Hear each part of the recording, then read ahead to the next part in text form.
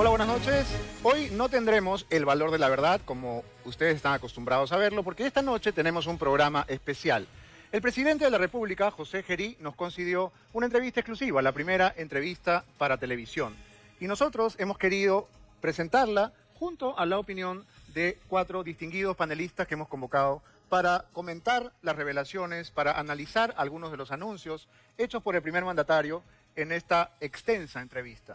Antes de pasar a la primera parte de esta conversación, quiero presentar a mis invitados de esta noche. No sin antes, por supuesto, agradecer a nuestros auspiciadores. Muy bien, y tal como estaba anunciado, vamos a presentar esta noche a la excongresista y abogada Rosa Bartra. Buenas noches, Rosa, gracias por estar en el programa. Beto, buenas noches. También está con nosotros el exministro de Pedro Castillo y abogado de Martín Vizcarra, el señor Alejandro Salas. Buenas noches. Beto, buenas noches, gracias por estar con nosotros. También se encuentra en nuestro panel la periodista y abogada Claudia Chiroque, conductora de Buenos Días Perú. Buenas noches, Claudia. ¿Cómo estás, Beto? Gracias por invitarme. Gracias por estar aquí tan tarde. Sí, doble reto, pero mañana el pie del cañón, tempranito. Genial. Y también el tercer vicepresidente del Congreso, parlamentario de Acción Popular, Illich López. Bienvenido, doctor López, ¿cómo le va? Beto, buenas noches, un saludo a todos. Gracias por la invitación. Bien, antes de ver la entrevista, yo quería recoger breves opiniones porque me doy cuenta de que en este distinguido panel hay amigos y enemigos, lo cual es lo ideal, ¿no?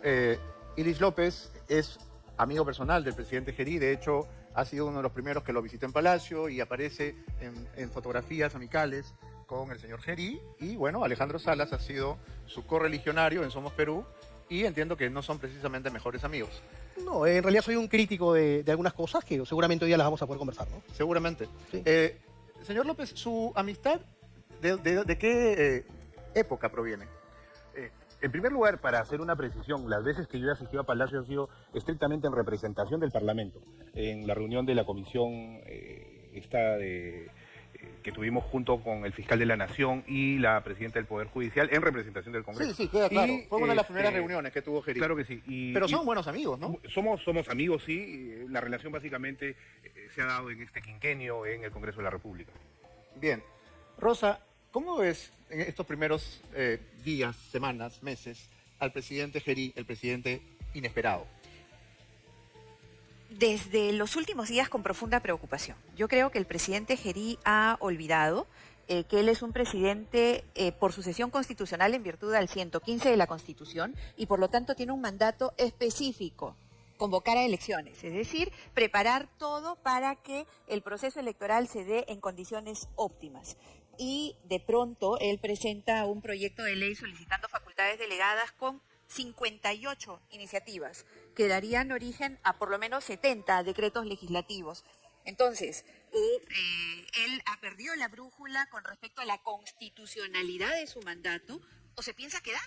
Entonces, ya de la simpatía inicial ha nacido una profunda preocupación. En el caso de usted, por lo menos. Vamos Sí. a ir con la primera parte de esta extensa entrevista y la iremos analizando aquí con nuestros invitados. La entrevista fue el día de hoy en Palacio de Gobierno. Adelante. Estamos en el Salón Tupac Amaru de Palacio de Gobierno para esta entrevista exclusiva con el presidente de la República, José Gerí. Gracias, presidente, por esta entrevista. Hola Beto, ¿cómo estás? Bien. Quiero comenzar hablando de los múltiples roles que lo hemos visto desempeñar en este breve lapso de gobierno. Lo hemos visto de bombero, lo hemos visto de cargador del Señor de los Milagros, de rescatador de perritos, y creo que a la gente le gusta eso, ¿no? Pero también cabría la pregunta, ¿se puede gobernar en la vida real y en el TikTok? ¿Se puede ser presidente e influencer al mismo tiempo? Bueno, en principio me tomo con mucha simpatía cuando me hacen ese tipo de comentarios, toda vez que yo siempre dije algo a mi equipo de prensa en algún momento. Yo nunca he tenido mucha facilidad de ventilar mi vida como soy. Siempre he sido bastante prudente en mi época como congresista. Pero en los últimos tiempos, antes de que incluso postulase a la presidencia del Congreso, dije, si quieren seguirme, tómenme o síganme como soy, con mis virtudes y defectos, en todo lo que hago. Pero no me pidan algo posado, algo cuadriculado. Solamente retraten lo que soy yo. Y eso es lo que precisamente se sigue haciendo, porque es el equipo que he traído conmigo. Retratan lo que soy. Y al momento de que interactúo con las personas, soy genuinamente yo. me puedo escapar, voy hacia una dirección y automáticamente, como soy y me conozco como soy, me escapo de mi protocolo y hago lo que quiero hacer en ese momento, como rescatar mascotas, que no viene de 1 año, 2 años, de mi época congresal, no, de hace más de 20 años, con que tuve mi primera mascota, que ya falleció. El tema de los bomberos lo aprendí por mis amigos del colegio. El tema del Señor de los Milagros siempre he sido devoto, he sido acólito en San Antonio de Padua casi 10 años. Entonces son cosas que no vienen ahora del momento, sino son consecuencia de mi formación. ¿Es una persona tímida usted? En ciertos aspectos sí, aunque pueda pensarse todo lo contrario, soy bastante tímido. Y cuando lo digo, algunas personas se ríen porque no me creen, pero genuinamente tengo mis momentos de timidez, solamente que no lo notan.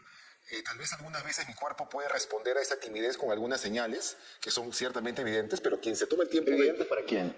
Para quien me observa, ¿no? Y pueden darse cuenta cuando estoy tímido y cuando no estoy tímido, cuando tengo también sensaciones de temor ante ciertas situaciones, como todo ser humano. O sea, el hecho de que uno tenga una posición de responsabilidad como la tengo yo en ese momento no quiere decir que deje de ser humano o que interactúe como siempre he interactuado. Soy genuinamente como soy, en el cargo, en el tiempo que me dure estar, que es hasta el otro año. Entonces, el José Gerí de antes sigue siendo el José Gerí de ahora, solamente que más expuesto como persona. Se lo pregunto porque mucha gente dice, está todo el tiempo en cámaras y es un figurete. Pero exponerse permanentemente al ojo público es agotador. Y de hecho, yo he podido observarlo con cuidado porque tenemos algunas semejanzas. Usted es hijo único, yo también. Usted estudió en San Antonio de Padua, Jesús María, yo también. Usted tuvo problemas de la gordura, yo también. Usted tiene mamitis y yo también. Ahí hay 4 semejanzas. Sí, sí. ¿Hasta qué edad vivió con su mamá? Hasta que viajé a Ancash a trabajar. ¿A qué edad? Fue 32 años aproximadamente, ¿no? A partir de ahí tuve que viajar, estuve 1 año, volví un par de meses a casa, nuevamente me independicé, que no fue nada sencillo, porque la madre nunca te deja y hasta ahora incluso mi madre está eventualmente en Palacio de Gobierno con mis perritas, no están hasta acá interactuando. Entonces, ¿Las perritas viven aquí? sí, claro. ¿Ah, sí? Viven acá. ¿Cuántas Viven acá. Ahorita son 7. 7. Sí, son 7. Las que adopté, las que ya tenía conmigo, que estaban en mi casa, en la casa de mi mamá. ¿Y todas son hembras? No, hay... No, como dijo perritas, ya entonces. son 2 machitos. Uno está en entrenamiento para que regule su carácter. Ya. El otro... Eso es Pinterest, me imagino. Sí, bueno, y otras cosas. Y el otro que me acaban de regalar hace un par de semanas a raíz de que vieron públicamente mi gusto por las mascotas, ¿no? Que no es de ahora, vuelvo a decir, es toda la vida. Desde que tenía conejitos, desde que tenía palomas en Pisco cuando vivía por allá. Entonces toda la vida he sido así con los animales, ¿no? Para los hijos únicos, los animales son hermanos. ¿Está de acuerdo con eso? Plenamente de acuerdo, ¿no? Son quienes te acompañan en ciertos momentos melancólicos de la vida, ¿no? Sin duda. Entonces es parte de la interacción. He visto en medio de este furor de las redes sociales que usted responde prácticamente a todo aquel que se refiere a usted. Y lo he visto incluso responder a llamados de ayuda para rescatar a un gatito que se había caído por un acantilado del Arcomar. ¿Un presidente puede ocuparse de tantas cosas? Algunos me dicen de que debería centrar solamente mis energías en lo que es prioritario. Pero cuando asumí la responsabilidad de presidir el Congreso, yo les advertí en un modo amical a quienes me comentaban que debería evaluarlo, de que yo no voy a dejar de ser como soy y como siempre he sido por el cargo. Yo voy a hacer en este momento, y lo propio sucede ahora, siempre me he dado mis tiempos para hacer ello. Así como vieron algunas épocas antiguas en redes sociales mías, quien puede también haber visto eso, se da cuenta de que lo que hago ahora lo he hecho siempre. No viene de ahora del momento o de querer hacer clic con la población de una manera fingida. Es genuinamente José Gerí. Siempre lo he hecho. Producto de ello es que cuando rescaté a las 3 perritas fue un tema plenamente genuino. Uno decía, no, es armado, pero si alguien me analiza en el tiempo se da cuenta que siempre he sido así. Y ahí están las redes sociales como muestra, como ejemplo o como historia. No va a parar de hacer lo que hace porque es presidente. Sí, claro. Yo estoy convencido de que las autoridades tienen que ser como siempre han sido. No tienen que cambiar por la posición que ocupa. Pero virtudes usted y defectos. me está convenciendo de que no es un personaje, digamos, prefabricado. Y sin embargo yo noto varios cambios. Para comenzar, está usted mucho más delgado. ¿Se hizo una cirugía bariátrica? Lo que tuve que hacer son diferentes procedimientos para evitar tener diabetes. ¿Tiene antecedentes? Tengo antecedentes cercanos, digamos, pero yo he vivido muchos años con el tema de los topes y he estado tratado y he visto muchos amigos que han tenido que tomar medidas un poco más severas que he preferido evitar. yo decidí hacer lo que tenía que hacer, diferentes procedimientos, justamente para poder evitar estar en una situación en que me veo obligado a tomar medidas radicales para salvar mi vida, o para tener una calidad de vida. Entonces, digo, prefiero tomar yo la decisión controlada a tener que verme obligado a tomar una decisión porque ya no me queda otra. Es distinto. Sin duda. Y yo caminé en ese sentido, ¿no? Y todas las cosas que he hecho en mi vida, que me he demorado algunas, pero las he tomado bajo ese criterio. Sí. Pero no me respondió si hizo una manga o no. Bueno, hice varios procedimientos para poder estar en una mejor condición de salud, porque básicamente ese fue el motivo principal. La gente puede decir qué pregunta tan frívola, pero es una pregunta importante, porque en este tiempo, a pesar de que vivimos en un país pobre, el exceso de peso y el sedentarismo son también una especie de epidemia. Y son sumamente dañinos, lo digo con conocimiento de causa. Yo he peleado toda mi vida contra eso y entiendo que usted también. Sí, claro, yo he tenido el exceso de peso muchos años. Y yo he sido y soy plenamente feliz con mis hábitos alimenticios, ¿no? Pero lo cierto es que llega un punto que tienes que tomar otro tipo de decisiones pensando en tu salud, pensando en el futuro, básicamente, y para evitar estar en situaciones en que dependas de asistencia más que de ti mismo, ¿no? ¿Ser gordito nos hace inseguros, presidente? Muchos años de mi vida he tenido esos momentos, ¿no? Es parte de la vida, ¿no? Pero también supe enfrentarle y darle vuelta a la situación, ¿no? Digamos, lo que por acá te quitan, puedes expresarte de otras formas en otros aspectos, ¿no? Eso nunca ha limitado mi vida como tal. Ha restringido algunas cosas, sí, pero limitar al 100% plenamente no. No era, digamos, el deportista del salón. No, no era mi virtud tampoco ser guitarrista, tampoco ser pianista, ni nada que tenga que ver con ningún instrumento, ¿no? No es mi habilidad en la ¿Por qué lo musical. conocían en el colegio? Era bastante apasionado con las cosas que hacía, con mis trabajos grupales, con las exposiciones, con el estudio hasta cierto punto. ¿Changón no? Al 100% no, acababa en forma decente, ¿no?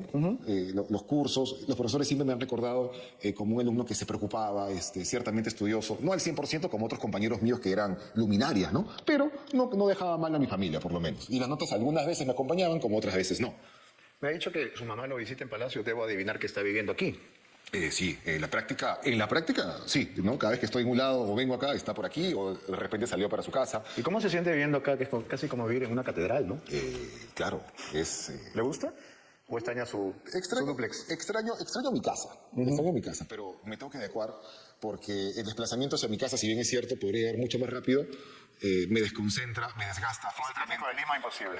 Que evidentemente también es un factor, pero uno tiene que aclimatarse un poco al ritmo de trabajo que quiero y que estoy intentando fijar en el gobierno. Lo deben tener un poco cansado con la comparación con Bukele. Yo no lo haré, pero sí le quiero preguntar, ¿cuán de derecha es usted?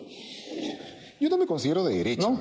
Yo, la gran parte de mi vida, he comulgado siempre con las posturas que son de centro, o lo que se llama centro. O como Definamos centro. Claro, o sea, digamos, yo creo en la economía de libre mercado, creo en los principios de libertad, creo en la economía, no creo en el control de la economía, pero también soy consciente de que el Estado tiene que generar ingresos suficientes para poder atender y cerrar brechas, lo cual podría decirse, es un personaje de izquierda porque quiere asistencialismo, cierre de brechas. No, yo soy pragmático en principio, y sobre eso rescato lo mejor de un lado y lo mejor del otro lado, lo combino y lo aplico, simplemente como ellos. Pueden llamarme moderado, pueden llamarme de centro. Yo me considero una persona práctica. ¿No le gusta la etiqueta de derecha? No me gustan las etiquetas de ningún lado. Nunca me ha gustado, siempre las evito, siempre me peleo cuando intentan incluso poner etiquetas a otras personas cuando yo sé que no es cierto. Soy terco y soy bastante molestoso cuando una persona pretende etiquetar a una persona sin saber lo que ella implica, porque lo he vivido. Entonces podríamos decir que es conservador en lo económico. ¿Sí? Bueno, no sé si sea conservador en lo económico, solamente es que soy una persona pragmática y que sé que para poder sacar adelante el país tenemos que apostar por la inversión privada, abrir los mercados, cooperar con otros países, generar ingresos suficientes para poder invertir en nuestras regiones, cerrar las brechas y poder brindar un nivel de asistencialismo mientras que salgamos de ese problema. No, la idea es que tampoco podamos vivir siempre de algunos servicios asistenciales del Estado. Lo ideal es que eso no exista, pero mientras no exista cómo cerrar esas brechas existentes, tenemos que intervenir. Pero para ello tenemos que tener caja. Y la única forma como hacer caja es, oye, privado, nacional, privado, extranjero, ven, invierte, juntémonos y hagamos dinero para el país, tributa. Eso es lo importante. Y en cuanto a libertades y derechos civiles, ¿se considera usted liberal? Bueno, algunas veces me he preguntado lo mismo. Me baso siempre en mi pragmatismo y en el principio de realidad. Yo creo que la realidad siempre se impone por encima de cualquier tipo de prejuicio que pueda haber o postura que pueda imperar en la sociedad. Soy sumamente pragmático. Ha dicho que es devoto del Señor de los Milagros desde chico. Sí. ¿La iglesia debe estar separada del Estado? ¿Se debe enseñar religión en los colegios o no? Bueno, una pregunta ciertamente controvertida. La voy a responder como persona, en principio. Yo soy una persona devota.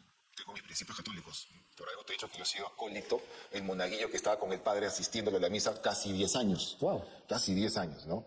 Y evidentemente tengo los principios bien marcados. No siempre he sido devoto al 100%, pero he procurado basarme en los principios católicos como soy católico. Uno siempre tiene un momento de duda de la fe, ¿no? Evidentemente, pero en mi caso, cuando era acólito, esos años intensos de mi vida, de la adolescencia y de la niñez, tuve el momento en que pensé incluso ingresar a la orden, ¿no? ¿Ah, tú sos sacerdote? Sí, sí. ¿A qué edad? Tal vez 15, 16 años, por ahí. ¿Cuán cerca estuvo? Bueno, lo pensé por muchos meses, le di la vuelta necesaria y dije, bueno, creo que mi camino no es estrictamente por acá. Creo que puedo ser útil en otros espacios, en otros ambientes y finalmente desistí de ello. Pero los hermanos, que eran quienes nos guiaban, a los acólitos, que es la orden franciscana, siempre trataban de invitarnos para que vayamos más allá. Pero pese a ello, estuve tentado, estuve meditándolo para ser exacto, pero nunca tomé la decisión firme y decidida de ello. ¿Y si de chico pensó en ser sacerdote, pensó de chico en ser presidente? Jamás. Hubo un momento en mi vida en que, digamos, uno de niño ve a sus autoridades, ¿no? Y las visualiza, ¿no? Y, digamos, uno dice, oye, me gustaría ser como tal persona, me gustaría ser ministro, ser policía, ser aviador, ¿no? Y tal vez en esos momentos se comenzaba a configurar una expectativa futura, pero una decisión firme, jamás, ¿no? Usted nació en el primer gobierno de Alan García. 86. ¿Y recuerda eso o recuerda más a Fujimori? No, recuerdo más al presidente Fujimori, sin lugar a dudas, y recuerdo lo que fue el primer gobierno del presidente García, sin lugar a dudas, ¿no? Mis padres me comentaban las piruetas que tenían que hacer para salir adelante como tal, ¿no? Pero recuerda el segundo también, ¿no? Claro, ahí estaba en la época universitaria, época en que yo estudiaba en la Universidad Villarreal, conocida o tildada de universidad aprista, ¿no? Entonces, recibí mucha influencia de él, pero yo siempre me mantenía al margen de cualquier tendencia política en ese momento, ni uno ni con otro. Convivía muy bien con ellos, me llevaba muy bien, participábamos y hacíamos política universitaria, sí, pero cada uno era cada uno, independiente. Yo siempre estuve en medio entre el APRA, que vivía en mi universidad. Que es de izquierda democrática, ¿no? En esa época ya era un APRA distinto, mucho más pegado a principios de derecha, acordémonos, el segundo gobierno. Pero el APRA se define como izquierda democrática. Se define conceptualmente, pero en la práctica del segundo gobierno, el presidente García era un gobierno mucho más abierto a temas económicos, distinto. Y por el otro lado, en mi universidad estaba el sector de izquierda, que siempre se peleaba. Y mayormente yo me ponía al medio y procuraba conciliarlos a los dos. Entonces, el ejercicio de la política ha estado no desde la universidad, incluso desde el colegio cuando estaba estudiando. Entonces, siempre he estado vinculado de una u otra manera. Y bueno, las cosas y los caminos se van construyendo, a veces sin pensarlo, solamente se van dando y uno va caminando en ese camino. ¿Sabe cuál es el riesgo de tener un entrevistado entretenido? Que el entrevistador se olvida de lo que había preguntado. Y yo le había preguntado si la iglesia debe estar separada del Estado y nunca me respondió. Le doy una segunda oportunidad. Bueno, sí, siempre hay segundas oportunidades en la vida, déjame decirte. Pero vuelvo a decir. Si no, pregúntele a Alan García. Evidentemente. Como José Gerí, yo considero de que como Estado debe haber una independencia. Pero todas las personas debemos tener algún tipo de creencia. Y por esa creencia no podemos ser de ninguna naturaleza. ¿Algún tipo o ningún tipo? No, algún tipo de creencia. Todos tenemos algún tipo de creencia. No creer también es creer. Exactamente. Tenemos que estar siempre conectados con algo. Entonces el Estado no puede restringir como tal a otro que piense distinto, que crea otras cosas distintas, ¿no? Yo sí soy bien claro en ello. El Estado debe, por ejemplo, intervenir en la educación religiosa de los alumnos. Lo que debe hacer el Estado es garantizar que nuestros futuros ciudadanos tengan algún tipo de creencia definida. ¿Y eso cómo se hace? Bueno, una de las formas que hace el Estado, por ejemplo, es, digamos, reconoce la religión. Somos un Estado laico, en principio, ¿no? Reconoce la libertad de culto. Exactamente, hay una libertad de culto, libertad de creencia, finalmente, y, bueno, hay que estar respetando las libertades y el criterio de cada uno. Yo sí considero que los cursos de religión, para mí, como José Gerí, sí son importantes, te dan un norte. Y también respeto otro tipo de religiones que están y conviven en nuestro país. Soy plenamente consciente, respeto, interactúo con ellos. Hace poco he estado con pastores, converso con ellos, hacen oraciones por mí, lo cual agradezco muchísimo. Hoy, por ejemplo, más tarde, si no tuviera que viajar, tendría que ir a una actividad religiosa en San José, en Jesús María. Interactúo. Y como yo creo que es lo que debe ser, por lo menos sugiero. Cada uno es libre de elegir qué es lo que quiere, cómo lo quiere. ¿Cuál es su posición frente al aborto? Yo considero de que, si bien es cierto, hay posturas bastante libres que debe tener cada persona, yo creo mucho en la vida y en el respeto a la vida. Hay excepcionalidades muy puntuales que sí pueden considerarse para meditar, por lo menos. Pero yo defiendo mucho la vida, ¿no? En todo nivel. Y ¿La vida de quién es? La vida del concebido. ¿no? Del que está por nacer o del que podría nacer como tal. Eso suena bien de derecha. Bueno, puede catalogarse de derecha, sí, pero es parte de mi convicción. Digamos, podría estar escuchando a Porky diciendo esto. Tal vez. Hay coincidencias, ¿no? Que, ¿Hay diferencias también? En todo lado hay coincidencias, diferencias, ¿no? ¿En qué no es conservador? A ver, póngame un ejemplo. ¿En qué no es conservador? ¿En qué no es de derecha? Tendríamos que poner el ejemplo claro, ¿no? A ver. Pero no se me ocurre en este momento decirte cuál es la cosa. Bueno, me acaba de dar un ejemplo conservador. Hay que defender la vida del no nacido. Es totalmente respetable y conservador. Sí. Deme una opinión liberal sobre el tema que quiera. Por ejemplo, yo respeto mucho la elección de cada persona respecto a su sexualidad. Ajá. Yo respeto plenamente. Muchos amigos míos tienen opciones distintas y son parte de mis mejores amigos. Muchos amigos míos también. Entonces yo me divierto con ellos, chacoteamos juntos, Ajá. somos plenamente libres de expresarnos uno a uno frente al otro en nuestra libertad, en nuestra decisión. Entonces, pues nos hace sentirnos vivos, ¿no? Y por eso que yo respeto mucho la libertad de cada uno. Por ejemplo. ¿Debo entonces colegir que usted está a favor de la unión civil? Tal cual. Lo he dicho, lo he sustentado en algún momento. ¿Por qué? Por mi convicción personal, ¿no? Que dista un poco de mi formación católica, algunos podrían decir. Pero, si bien es cierto, tengo una base religiosa como tal, también he desarrollado criterios en el tiempo y he comprendido la realidad, que es lo que te dije en un momento, ¿no? Tengo principios religiosos, pero tampoco puedo ser ajeno a la realidad de las personas, cómo quieren demostrar sus afectos y todo lo demás, ¿no? Y yo respeto, voy con ellos, si ellos quieren hacer algo, voy con ellos incluso, nos juntamos y estamos juntos en la lucha. Y eso fue materia, en alguna oportunidad defendimos ello, yo me sumé, para ser exacto, cuando que lideraba Alejandro Cabero, Sí. cuando se debatió en la Comisión de Justicia. Es una bandera que él considera, no fue mi bandera como tal, yo solamente respeté, esa realidad. La apoyó, digamos. La apoyé y me puse del lado de él, como correspondía, porque iba de la mano de lo que yo creía, y yo defiendo lo que yo creo. Así no lo abanderé yo. Y así Yo no me sea sumo a la popular, porque se da cuenta que lo que está diciendo es impopular. Sí, puede ser, pero es una postura que tengo, es una postura personal. Digo que es impopular porque se ha intentado aprobar leyes y no se ha podido, porque el sector conservador es muy fuerte y la iniciativa de Bruce hace algunos años se pasó. Claro, es que hay también excesos que pueden también ser materia de un juzgamiento ante una medida que yo considero positiva, ¿no? Algunos tenían miedo y cuando yo conversaba con ellos me decían, José o Geri, que es como me llaman, tenemos Le miedo. dicen José, no José. Sí, no, José me José, dice, sí. con acento en la O. Sí. Entonces me decían, pueden haber excesos, por ejemplo, en la relación con los niños que pudiesen adoptar, por ejemplo. Había una posibilidad de que se aprobase una medida de este tipo, pudiesen también aprobarse medidas distintas, ¿no? Entonces, yo también dije a Alejandro, le dije, Alejandro, yo estoy de acuerdo en que las personas tienen ese derecho, si es que es lo que ellos consideran, porque es producto de su decisión. Pero también te pongo quieto en que yo no apoyaría, por ejemplo, de que puedan adoptar. Lo dije bien claro. Ok. ¿no? Y él O sea, está a entendió. favor de la unión civil, pero no de la adopción de parejas gays. Tal cual, tal cual. Entonces, Porque deberíamos entonces ponernos en la situación de que una pareja gay represente una amenaza para los hijos. no porque considere que sea una amenaza. Toda la sociedad tiene que ser paulatino. Todo, Entonces porque no estamos preparados. digamos, en otros países no conozco la regulación a detalle, pero en este momento la sociedad debería, por lo menos, abrir el debate. Se intentó hacerlo en la Comisión de Justicia. Pero no se puede. Pero Hay una razón con el llegó tema. hasta cierto punto, pero es una realidad que existe en nuestro país. Como país no podemos restringir que una persona se sienta cómoda con una persona del mismo sexo. Hay que respetarlo, pero también hay límites. Proteger en este momento al menor. Yo sí tengo esa dualidad. Por un lado, reconozco la libertad de las personas, pero por el otro lado también cautelo en este momento, porque es mi concepción, el interés del niño. Y no porque sea una figura distorsionada, sino porque los procesos van en el tiempo avanzando conforme el criterio de la sociedad también va avanzando. Además, presidente, es importante tener el derecho aunque uno no lo quiere ejercer. Porque yo he peleado por la unión civil y no se me ocurriría unirme civilmente con nadie porque me considero insufrible. Ya. Y entonces no le deseo a nadie ese tormento. Y de la misma manera, el derecho a la adopción pelearía por él y no se me ocurriría tener chicos en casa, bueno, chiquitos, más grandes sí, porque es un dolor de cabeza, porque mucha bulla, porque no es para mí, ¿no? Entonces, el derecho hay que defenderlo a pesar de que uno no lo vaya a ejercer. Tal cual. Es por eso que en aquel momento me puse del lado de Alejandro para defender la idea, con mis condiciones, como le dije. Yo te apoyo en esto. En eso no pides mi apoyo porque por más que yo crea que esto es justo, necesario en nuestro país, lo otro para mí, porque no estoy convencido. No estoy convencido. Yo te ayudo en lo que estoy convencido. Y así varios congresistas nos sumamos en esa lucha.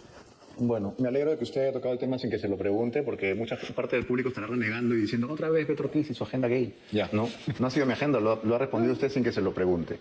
Vayamos a los temas puntuales, algunos de los temas con los que lo han intentado cuestionar. Por ejemplo, ingresó usted al Congreso con patrimonio de 100.000 soles y ahora tiene uno de 1 millón. ¿Cómo lo hizo? Bueno, como lo dije en ese momento, quienes quisieron distorsionar la historia por diferentes motivaciones y que finalmente bueno, es parte de lo que no cuentan completo, y hace poco lo volví a escuchar ahí un señor que habla en redes sociales de vez en cuando. Hay una caricatura de la República hoy. ¿Ah, sí? Que entra usted al Congreso por una puerta, no con 100 y sale con 1 millón. Claro, es que ese millón no cuentan que el 80% o el 75% es por crédito hipotecario. Entonces, obviamente, el patrimonio del departamento que ya está a mi nombre está valorizado en ese monto y automáticamente suma lo que tengo conceptualmente. Pero todavía es del banco. Todavía es del banco hasta 12 años más, creo. Wow. Aproximadamente, porque me hicieron por 15 años mi préstamo. Entonces, yo estoy endeudado. Entonces, casi la gran parte de los peruanos cuando quieren comprar sus departamentos. Entonces, Me está diciendo entonces que el patrimonio que le han contabilizado no es realmente suyo, sino que todavía es una deuda. Claro, tal cual. Eso es no de ahora. Desde el momento en que hice la transacción del crédito hipotecario, está en mis declaraciones juradas. No estoy inventando nada. Ha estado siempre documentado. Lamentablemente, la narrativa fue, pasó de 100 a 1000, pero no se toman el tiempo porque no lo quieren hacer. Y dicen, pero de esos 900 de diferencia, 700 por lo menos es de crédito. Y los 200 es porque obviamente tú vas a ahorrar con tu dinero. Soy una persona soltera, no tengo hijos, entonces tengo una capacidad de ahorro ciertamente importante. Entonces, ahí está. Cuando vas sumando sol a sol y todo lo demás, te das cuenta de que sí, pues tiene razón. Y que fue solamente una noticia que quisieron levantar, como le digo, con fines políticos. Pero bueno, es parte de la jarana, como yo siempre digo, y yo era plenamente consciente cuando asumía el cargo de congresista de lo que podía pasar. Pero el hecho de lo que podía pasar o podría pasar, eso no tiene por qué limitarme para yo ser una persona que tiene también una visión de desarrollo personal, porque antes de ser autoridad política, lo que uno se proyecta en la vida, también tiene su expectativa personal, ¿no? Creo que toda persona tiene derecho, y si tengo la oportunidad por lo menos, y las condiciones, oye, toco el banco, préstame, quiero comprarme esto, quiero proyectar el futuro. Usted ha declarado un departamento en Jesús María, un departamento en la playa también, Sí. ¿verdad? En Punta Hermosa, ¿verdad? Sí, en la entrada de Punta Hermosa, no en la zona donde usualmente No están... en Playa Blanca. No, estoy cerquita de la entrada. Ya. Ahí sí es verdad, ¿no? Ok, y 3 vehículos, ¿correcto? Uno de los cuales es nuevo y los demás son... No, ninguno nuevo. ¿Ninguno nuevo? Nunca fue nuevo. ¿Todos los carros que tiene son de segunda? De segunda hasta tercera.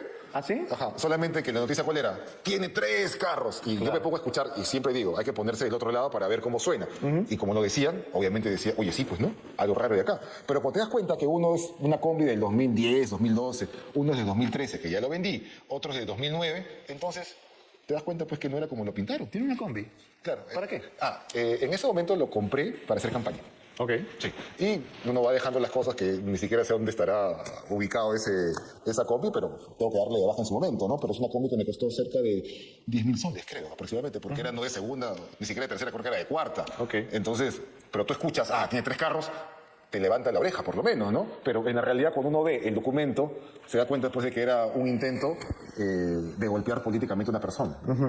El programa Panorama, que es el dominical histórico del canal en que trabajo actualmente, sacó una denuncia sobre su asistente Stephanie Vega, ya que hablamos de patrimonio. En esta denuncia se explicaba que ella comenzó con un sueldo de 1.500 soles y que paulatinamente fue creciendo hasta 16.000 y luego terminó comprándose un Audi de 60.000. ¿Quisiera comentar algo al respecto? Bueno, como yo he conversado con ella, ella viene y tiene una familia que tiene cierta capacidad económica. Ok. Entonces, tiene ahí todo cómo justificarlo. Ella siempre ha sido también muy vehemente en las cosas que he hecho, muy enfocada en sus cosas. Es una de las cosas que hacen que esté cerca a mí, ¿no? Pero ella, como me lo ha dicho todas las veces, en todos los años, ella ha ido juntando. Su familia tiene capacidad económica, su O familia... sea, estos ingresos no son producto de su trabajo en el Congreso, en la PCM. No, o sea, ella tiene de dónde justificarlo porque tiene una familia que le ha apoyado y la seguirá apoyando siempre. Y en consecuencia tiene ese colchón financiero para poder comprar las cosas que ya ha hecho. Entonces, siempre he estado tranquilo de las personas que están en mi entorno. Lamentablemente, yo sé que cuando no pueden golpear a la autoridad política, buscan a la familia o buscan a quien está al costado. Y es parte de, yo lo entiendo completamente, me da mucha pena porque ella tiene una familia, tiene un hijo, un hijito, recién nacido, pero bueno, un par de meses, pero un año ya debe tener el sobrino. Y además, pues, le han hecho pasible de actos de extorsión también. Entonces, Por revelar sus ingresos, dice. tal cual. Entonces, digamos que... Cuando a los veces programas extorsionan periodísticos lo cuestionan, ¿usted responde también a su cuenta de X? Así como le ha respondido a Rosa María Palacios, entre otros. ¿O no? ¿O no siempre? No, depende. Depende. A veces cuando son temas que ya he respondido, no me tomo el tiempo ni me desgasto más en responder, porque si uno ya no quiere entender, pese a que está por documento, pese a que está con... Pero a usted le gusta responder. Después que me pasó lo que me pasó, como lo dije en algún momento... Cuando mi dice me pasó lo que me persona- pasó, ¿a qué se refiere exactamente? Lo que me pasó en diciembre, ¿no? Con esa denuncia que... De violación. Exactamente, esa denuncia. ¿Es innombrable? Prefiero llamarla denuncia como tal. Sacó de mí una personalidad distinta. Y en consecuencia, como no me dejé derrotar por las circunstancias ni por quienes querían verme derrotado, destruido, soy una persona totalmente distinta y que tiene la capacidad de poder responder cuando cree que es necesario responder. Cuando ya no vale la pena, así me pongan, me etiqueten, bueno, es parte de. Solamente le respondo cuando es algo que amerita ser respondido. Pero Diría si que pese a sea- ello, Beto, siguen con el tema, como a veces veo, siguen con el tema, lo pintan de blanco, lo pintan de rojo, lo pintan de negro, le dan la vuelta, otra vuelta, y bueno, ya es un tema de ensañamiento. Y si quieren ensañarse conmigo, normal, no hay ningún problema, seguiré adelante. Diría que esa denuncia fue el momento más grave de su vida, presidente, tal cual. ¿Por qué? Porque, digamos, nunca me había pasado, nunca me había visto envuelto en una denuncia de ese tipo, ¿no?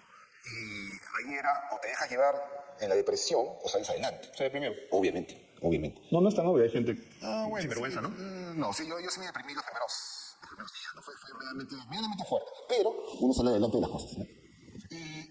En ese momento escuché la defensa que hizo en el Congreso y dijo literalmente que alguien había colocado malintencionadamente una prenda suya en el dormitorio, en el lugar de los hechos. ¿Fue así? Bueno, lo que queda claro para mí es que yo no hice el movimiento del polo hacia el cuarto, que yo no estuve en el cuarto. En consecuencia, la persona que sí hizo ello es la que... Y que está prófuga, ¿no?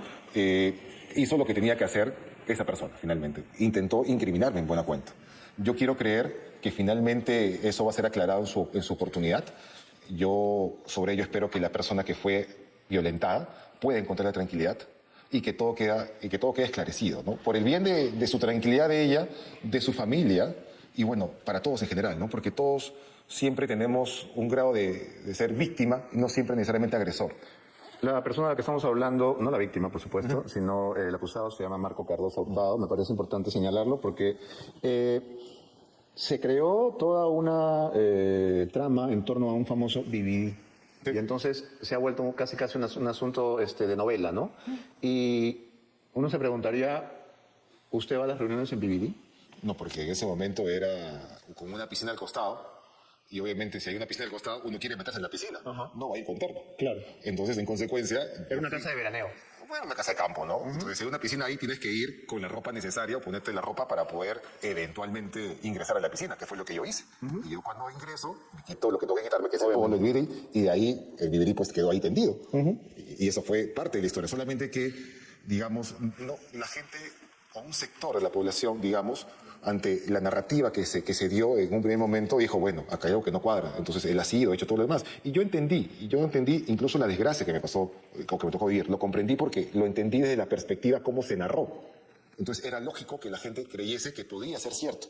Pero cuando fueron avanzando las cosas, uno se da cuenta de lo que van contando, de verdad, pues si hay una prueba científica, hay declaración de los testigos. Y el único punto débil, como siempre se intentó decir, era, ¿y quién puso el vivirí? Obviamente Vinicius. Eso está más que claro.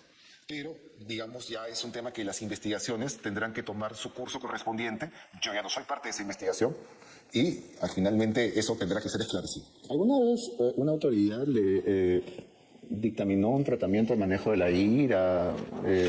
¿Algo por el estilo? Es otra de las situaciones, ¿no? Yo conversaba Porque con mi no abogado. entiendo muy bien qué tiene que ver el manejo de la ira aquí, ¿no? No sé, bueno, yo conversaba con mi abogado hace un par de días que me decía siempre preocupado, siempre intenso él, José, no hay que descuidarnos de los procesos, que ahora más que estás en vitrina de todos y te van a querer ciertamente incomodar, así haya razón o no haya razón. De acá no importa si hay razón o no, importa hacerte daño. Lamentablemente en nuestro país algunos sectores tienen ese objetivo, pero bueno, es parte de eso. Soy plenamente consciente de lo que acepté. Y entonces dijeron que me notificaron, que me recomendaron ello a nivel judicial. Nunca fui notificado de ello formalmente. Entonces yo no puedo ir a un tratamiento si es que a mí no me notifican. Y más aún porque no era proporcional. ¿No? Era solamente sobre la base de las primeras acciones que se iniciaron. Incluso después la Fiscalía de Familia no tomó como tal, pidió fuera de tiempo esas medidas. Entonces, nunca fue notificado. Yo consideraba que no era proporcional, no porque me considerase, porque soy consciente de que no fui, sino porque hay medidas que también hacen como copia y pega, pues, ¿no? Eso es parte de lo que se da a las personas que sí cometen esos delitos y evidentemente, este es igual, toma lo mismo, pero no siempre es lo mismo, ¿no? Las encuestas, presidente, le otorgan un generoso 58%, que es un porcentaje muy rara vez visto. Yo creo que desde que Fujimori consiguió el rescate de los rehenes en la residencia de Japón y obtuvo el 65% de aprobación, no recordaba algo parecido. ¿Cuánto tiene que ver esto con las redes sociales, con el hecho de que haya una cámara frente a usted permanentemente? ¿Admitiría que buena parte de su porcentaje está relacionado con eso? Yo veía algunas veces los paneles que decía a tu anuncio en redes le falta calle. Ajá. Ya, ¿qué te quiero decir? No todos son redes sociales, es una forma de cómo comunicar, que no tendría sustento si no estuviera en la calle. Va de la mano. Uno tiene que saber transmitir y saber escuchar. Para transmitir tienes que escuchar, porque lo que tú transmites es justamente lo que la población quiere. De nada me serviría solamente estar sentado en el escritorio viendo periódicos y decir, mira cómo es mi país. Entre periódico y periódico hay una realidad distinta. ¿A quién le creo? ¿Cómo cotejo con la realidad? Entonces, por eso que yo interactúo con la calle, con la gente, con la población. Me detengo, los escucho, recibo sus documentos y me voy haciendo una idea real de las cosas. No siempre atinaré, pero hago el ejercicio porque es parte de mi personalidad y es lo que debo hacer en la función. Y eso lo transmito como tengo que transmitirlo. Y ayuda también las redes a que visibilicen al personaje, al José Gerí, porque vuelvo a decir, los cargos son pasajeros y los cargos no tienen por qué definirte ni encasillarte. Yo más bien le doy los elementos distintivos al cargo que tengo, porque le doy la personalidad de quien es titular, en este momento que soy yo. ¿Cuáles son las directivas que da su personal de seguridad respecto de la prensa? Porque sus antecesores generaban un cordón, ¿no?, humano y los periodistas no podíamos acceder a ellos porque estaban probablemente en las alturas. ¿Qué le ha dicho a su seguridad sobre los reporteros? Bueno, la seguridad tiene que hacer su trabajo. Sí. La policía tiene que cumplir en proteger al mandatario. Ese es su fin supremo, es proteger la integridad. Porque como dice inteligencia, soy un activo crítico del Estado en este momento. ¿Un activo crítico? Sí, porque es materia de ser, digamos, atentado, como se dice. Pero lo he visto responder preguntas de reportero al trote, ¿no? Claro, es que es parte de mi personalidad. Yo nunca, vuelvo a decir, el punto de quiebre en mi vida permitió de que me acercase de una manera distinta a hacer las cosas. Entonces, se rompió ese inhibidor que tenía y me suelto mucho, ¿no? Y producto de ello es que le digo a la seguridad, por favor, hagan su trabajo, pero también sean condescendientes cuando alguien me quiere preguntar algo. No impidamos que haya una comunicación, porque seguramente ellos quieren saber algo y yo tengo la obligación de contestar algo. Tal vez alguna vez tampoco querré contestar nada. Pero mi ánimo mayoritario es siempre responder y quedarme a conversar, no solamente con el periodista del canal o de la radio, sino con el periodista de redes sociales, que también quiere transmitir el mensaje, y también, digamos, con el padre del colegio, con el universitario, con el técnico, Claro, con la morientera, con etcétera, la ama de etcétera. casa. Claro. Yo interactúo con la mayor cantidad de personas que puedo interactuar, indistintamente de su condición. ¿Cómo hace para no creérsela? Para que no se le suban los humos, porque, vamos, 58% es como para decir, la rompo, ¿no? Claro, soy el men. sería como cometer el error de otros mandatarios, ¿no? Y una de las cosas que aprendí es que, y eso me lo dice mi familia siempre, mientras más alto eres, más alto puedes caer. Es un principio que lo tengo acá bien claro en la cabeza, y quienes venimos de familias ciertamente como nosotros, te dan esas pautas que te las graban bien clarito en la cabeza. Y no tengo la oportunidad de equivocarme. Procuro equivocarme poco. Evito equivocarme. Me equivocaré seguramente, como ahora me he equivocado en algunas cosas y lo seguiré haciendo, pero soy plenamente consciente de que puedo corregirme, y ello me permite siempre estar en sintonía con la población, no creérmela, porque yo tengo mandato hasta el 26 de julio y de ahí vuelvo a ser felizmente José Gerí, con mis virtudes y defectos, ¿no? Haciendo un ejercicio de humildad, admitiría que sus antecesores, por lo menos los dos que lo han precedido, Castillo y Boluarte, ¿le han dejado la valla bien bajita? Yo creo que cada uno tuvo su estilo de gobierno, ¿no? Su estilo de cómo interactuar con la población. Sí, Castillo tuvo un estilo de gobierno. ¿Cuál? Creo que su discurso de reivindicación en campaña electoral y después de los primeros meses de gobierno marcó un intento de estilo de gobierno, que lamentablemente no fue acompañado de un equipo técnico que tuviese tal vez las buenas ideas de un sector que apoyó al presidente en su momento. Como Somos Perú, ¿no? Somos Perú apoyó la gobernabilidad, que es muy Eso es distinto. lo que dice Acuña, presidente. No, hay contrastes, ¿no? Somos Perú, históricamente, en todos los años que le ha tocado estar en la escena nacional, siempre ha apoyado la gobernabilidad del país. Siempre lo he hecho. Yo vengo de una escuela municipalista como es Somos Perú, mi único partido, como tal, mi único amor, como se podría decir. ¿Tanto así? Claro. No creo que sea su único amor. Bueno, mi único amor político. Ah, ok. Mi único amor político. Siempre precisando ello, ¿no? Y obviamente hay un sentimiento de pertenencia y de representatividad. Y por eso que el partido siempre ha estado con la democracia, siempre ha apostado y apostará por la gobernabilidad. Muchas críticas. ¿Cuánto se demoraron en votar por la vacancia de Castillo?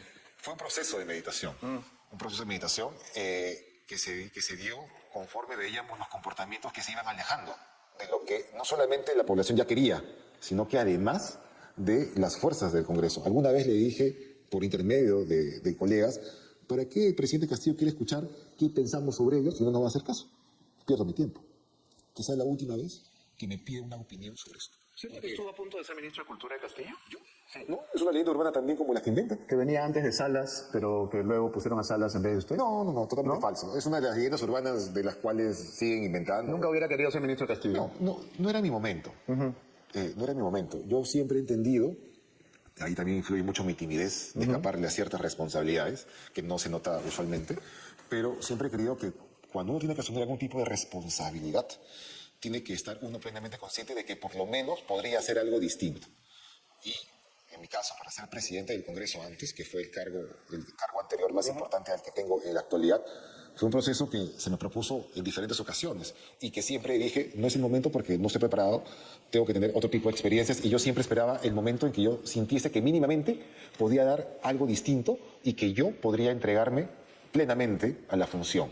Yo sí le creo lo de la timidez y el perfil bajo porque prácticamente en 5 años de Congreso nunca lo entrevisté, nunca me enteré de su existencia. Pero sí me golpeabas algunas veces, ¿ah? ¿Lo golpeaba? Claro, ¿Ah, busca, sí? busca tus entrevistas No me diga. de los primeros años. No, calumnias. ¿En qué momento? Verifica. ¿Sí? Por algunas votaciones, algunas posturas del partido que yo representaba. ¿Pero por qué como nunca lo entrevisté? ¿Dónde estaba usted metido?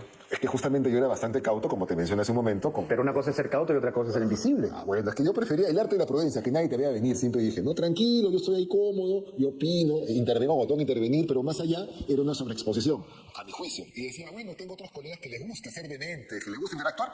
Sigan ustedes, yo no tengo ningún problema, no tenía un afán de protagonismo. Estaba esperando su momento. No sé si esperando premeditadamente mi momento, estaba esperando el momento en que yo me sintiese cómodo conmigo mismo, que es muy distinto, para poder dar los pasos firmes que uno tiene que tomar. No estaba cómodo consigo mismo. No estaba todavía en el punto en que uno se considerase, oye, puedes dar, Ya estoy listo. puedes dar la talla, estoy listo para esto, para cualquier cosa. Uno sabe de sus limitaciones, sabe también de sus potencialidades, pero tiene que estar plenamente seguro para no armarse atrás. ¿Cuánto ha pesado el azar en su vida, presidente? Porque, a ver, usted postuló al regidor, no fue electo, postuló al Congreso, tampoco fue electo, entró como exsecretario de Vizcarra, luego entró como presidente del Congreso y de pronto, un día, ya era presidente de la República. Hay mucho azar, ¿no? ¿O estaba todo fríamente calculado? Bueno, un poco difícil poder anticipar ese tipo de situaciones, ¿no? Yo siempre lo he dejado, digamos, el destino a veces hace cosas que uno no siempre lo ve. El destino, designios divinos, O como quiera llamarse. o como cada uno de su perspectiva personal lo pueda llamar, ¿no? Yo lo llamo entre destino y digamos también tal vez alguna suerte de camino que uno nunca ve, ¿no? Que te tenían preparado en la vida, ¿no? Pero lo cierto es que indistintamente de las formas como uno puede llegar, que no son planificadas, tiene que dar cuando está ahí, entregarse plenamente al papel para hacer las cosas de una manera distinta, con errores y aciertos, ¿no? Al día siguiente de asumir, cuando se levantó en la mañana y fue al baño, se miró en el espejo y dijo, ¿soy presidente del Perú? En los primeros días. ¿En serio me está pasando esto? Los primeros días fueron así. Irreales, supongo, ¿no? Totalmente. Era cuando estaba en mi cama el primer día, que llegué como a las 4 de la mañana. ¿En su cama de acá? No, mi cama de mi departamento. Porque la de acá no la he visto, pero me imagino una cosa, ¿no? Muy tétrica. Con cortinas y con techo, ¿no? Tétrica, pero bueno, es parte de lo que toca. Pero la primera noche en mi casa, ya como presidente juramentado, era como diciendo, todo era silencio, había como un zumbido en la cabeza, de preocupación, de saber qué viene, cómo actuar, cómo enfrentarlo. No, debe ser aterrador. La verdad que yo no lo envidio ni un poquito, Por más que pueda pensarse, un cargo de esta responsabilidad, de este nivel, no es sencillo de afrontar, más por los múltiples intereses que se van generando, ¿no? por un lado, los que esperaban que todo se fuese al diablo.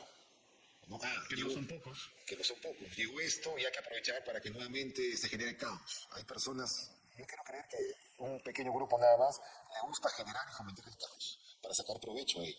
Por otro lado están los que decían, bueno, estás en la función, tienes que dar lo mejor posible. Ya. Y otro grupo pues que es, bueno, veamos. Hubieron tres tipos de... Le dieron el beneficio de la duda. Sí, sí. Y a mí me gusta mucho corresponder a la confianza. Tenemos que hablar de temas un poquito más densos, pero necesarios. Hay una cosa llamada Registro Integral de Formalización Minera, más conocida como REINFO, ¿no? Y el Congreso ha extendido el REINFO hasta diciembre del 2027. 2 años en buena cuenta, prácticamente. Es un montón, ¿qué piensa? Yo estoy en contra del planteamiento aprobado aún en comisión, porque no se ha aprobado en el Congreso, entendiéndolo como pleno. 2 años es mucho. Es un proceso que lamentablemente por un factor u otro factor no ha cumplido su finalidad. Va a favorecer a la ilegalidad. Permite, es muy permisiva con. Y entonces uno se pone a meditar de que, entendiendo los ánimos positivos de muchos de los colegas, creo que hay un exceso de tiempo. No considero que deba haberse 2 años. ¿Y por qué? Porque pese a ello, de que no estoy a favor de la medida, hay una realidad que no se puede ocultar. Hay familias que dependen de esa actividad. Pero tendría que verse la última, pero esta vez de verdad, la última oportunidad, pero no 2 años. Y además, si el Estado, a través del gobierno anterior, ya avanzó, digamos, excluyendo a una cantidad por diferentes variables, por diferentes situaciones, no podríamos automáticamente volver hacia atrás. Habrán excepciones, ¿no?, que habrán accionado procedimentalmente, judicialmente, porque son los interesados. Pero digamos, si el Estado ya avanzó en un camino de excluir a una cantidad, no podríamos volver automáticamente a que todos vuelvan al sistema como tal. ¿Cuál es su posición frente a la minería ilegal o artesanal? En principio, ¿existe esa división? ¿Hay una decisión de combatir a la minería ilegal que depreda, que afecta a nuestro medio que ambiente, genera una serie de delitos conexos como trata de personas, prostitución, etcétera? ¿Y hay también el afán de promover la minería artesanal? Claro, o sea, digamos, son cosas distintas en principio, ¿no? Pero que en buena cuenta en la práctica generan un problema común, ¿no? Vuelvo a decir, en la postura que ha planteado el Congreso en primera instancia no es de mi agrado. Nosotros vamos a hacer un planteamiento en los próximos días. Seguramente en el día en que se debata en el Pleno, vamos a mandar documentariamente nuestra posición. Para que sea menos tiempo. En principio, para que sea menos tiempo. ¿Un año? 2 años en principio. ¿Cuándo sería menos? ¿1? Me parece, menos? 1 me suena razonable, Ok. lo cual tiene que ser validado con el Premier, que yo lo escucho mucho, y además él ya ha emitido una opinión, como también del órgano técnico, que es el Ministerio. Tiene que haber una postura colegiada, pero 2 años, no. 1 año, porque si ponemos 6 meses, digamos, le vamos a dejar una cierta situación complicada al próximo gobierno. Y yo he dicho bien claro que esta gestión de transición va a dejar condiciones, por lo menos, ciertamente cómodas para que el gobierno comience a avanzar en la decisión que tome nuestro país, ¿no? El próximo gobierno, me refiero. Entonces, 2 años no va, no podemos retroceder de lo avanzado respecto a quienes ya fueron excluidos. Habrán excepciones, considero yo. Las zonas que son, digamos, zonas protegidas, tampoco podrían ser materia de este tipo de actividades. No es tolerable, en principio, ¿no? Y estas ideas personales, con lo del Premier, que tiene su criterio, como el sector, que es Minas, haremos una posición oficial, una posición que vamos a presentar el día en que se debate en el Pleno. ¿Y por qué ese día? Porque es el momento en que el Pleno mismo puede, ¿saben qué? 2 años no, puede ser menos tiempo, puede, digamos, luego de una reflexión, comprender mucho mejor qué es lo más pertinente para el país. Sus ex colegas del Congreso, quizás, no voy a generalizar porque hay que separar siempre los buenos de los malos, pero creo que algunos de sus colegas quizás están pensando en financiamientos de campaña. No es un secreto para nadie que la minería ilegal va a financiar candidaturas, ¿verdad? Bueno, no solamente financiar, creo que hay varios candidatos en diferentes listas que seguramente tendrán la expectativa. Es que acá hay que entender una cosa, ¿no? Los congresistas representan sectores de la sociedad. Es un sector que tampoco se puede desconocer. Distinto es qué es lo que hagan cuando postulan, cómo postulan y bajo qué principios, o cuál es su objetivo finalmente de ser electo autoridad. Claro, pero, presidente, hay representantes que han sido policías, que han sido militares. Correcto, pero que no han podemos sido... considerar la minería ilegal un sector de la sociedad. No, me Entonces refiero el a ellos. narcotráfico también tendría que serlo, ¿no? No me refiero a ello como tal. Me refiero a que siempre hay intereses, ¿no? Siempre hay intereses y directo o indirectamente seguramente ellos van a querer participar, porque también tienen que tener una voz. No me refiero a los que son mercados ilegales, ojo. Me refiero a otros tipos de temas mineros, ¿no? Los artesanales, por ejemplo, ¿no? Que tienen seguramente su expectativa Agricultura, como los representantes de los transportistas, ¿no? Y así cada sector va a querer tener su representante, y me parece legítimo.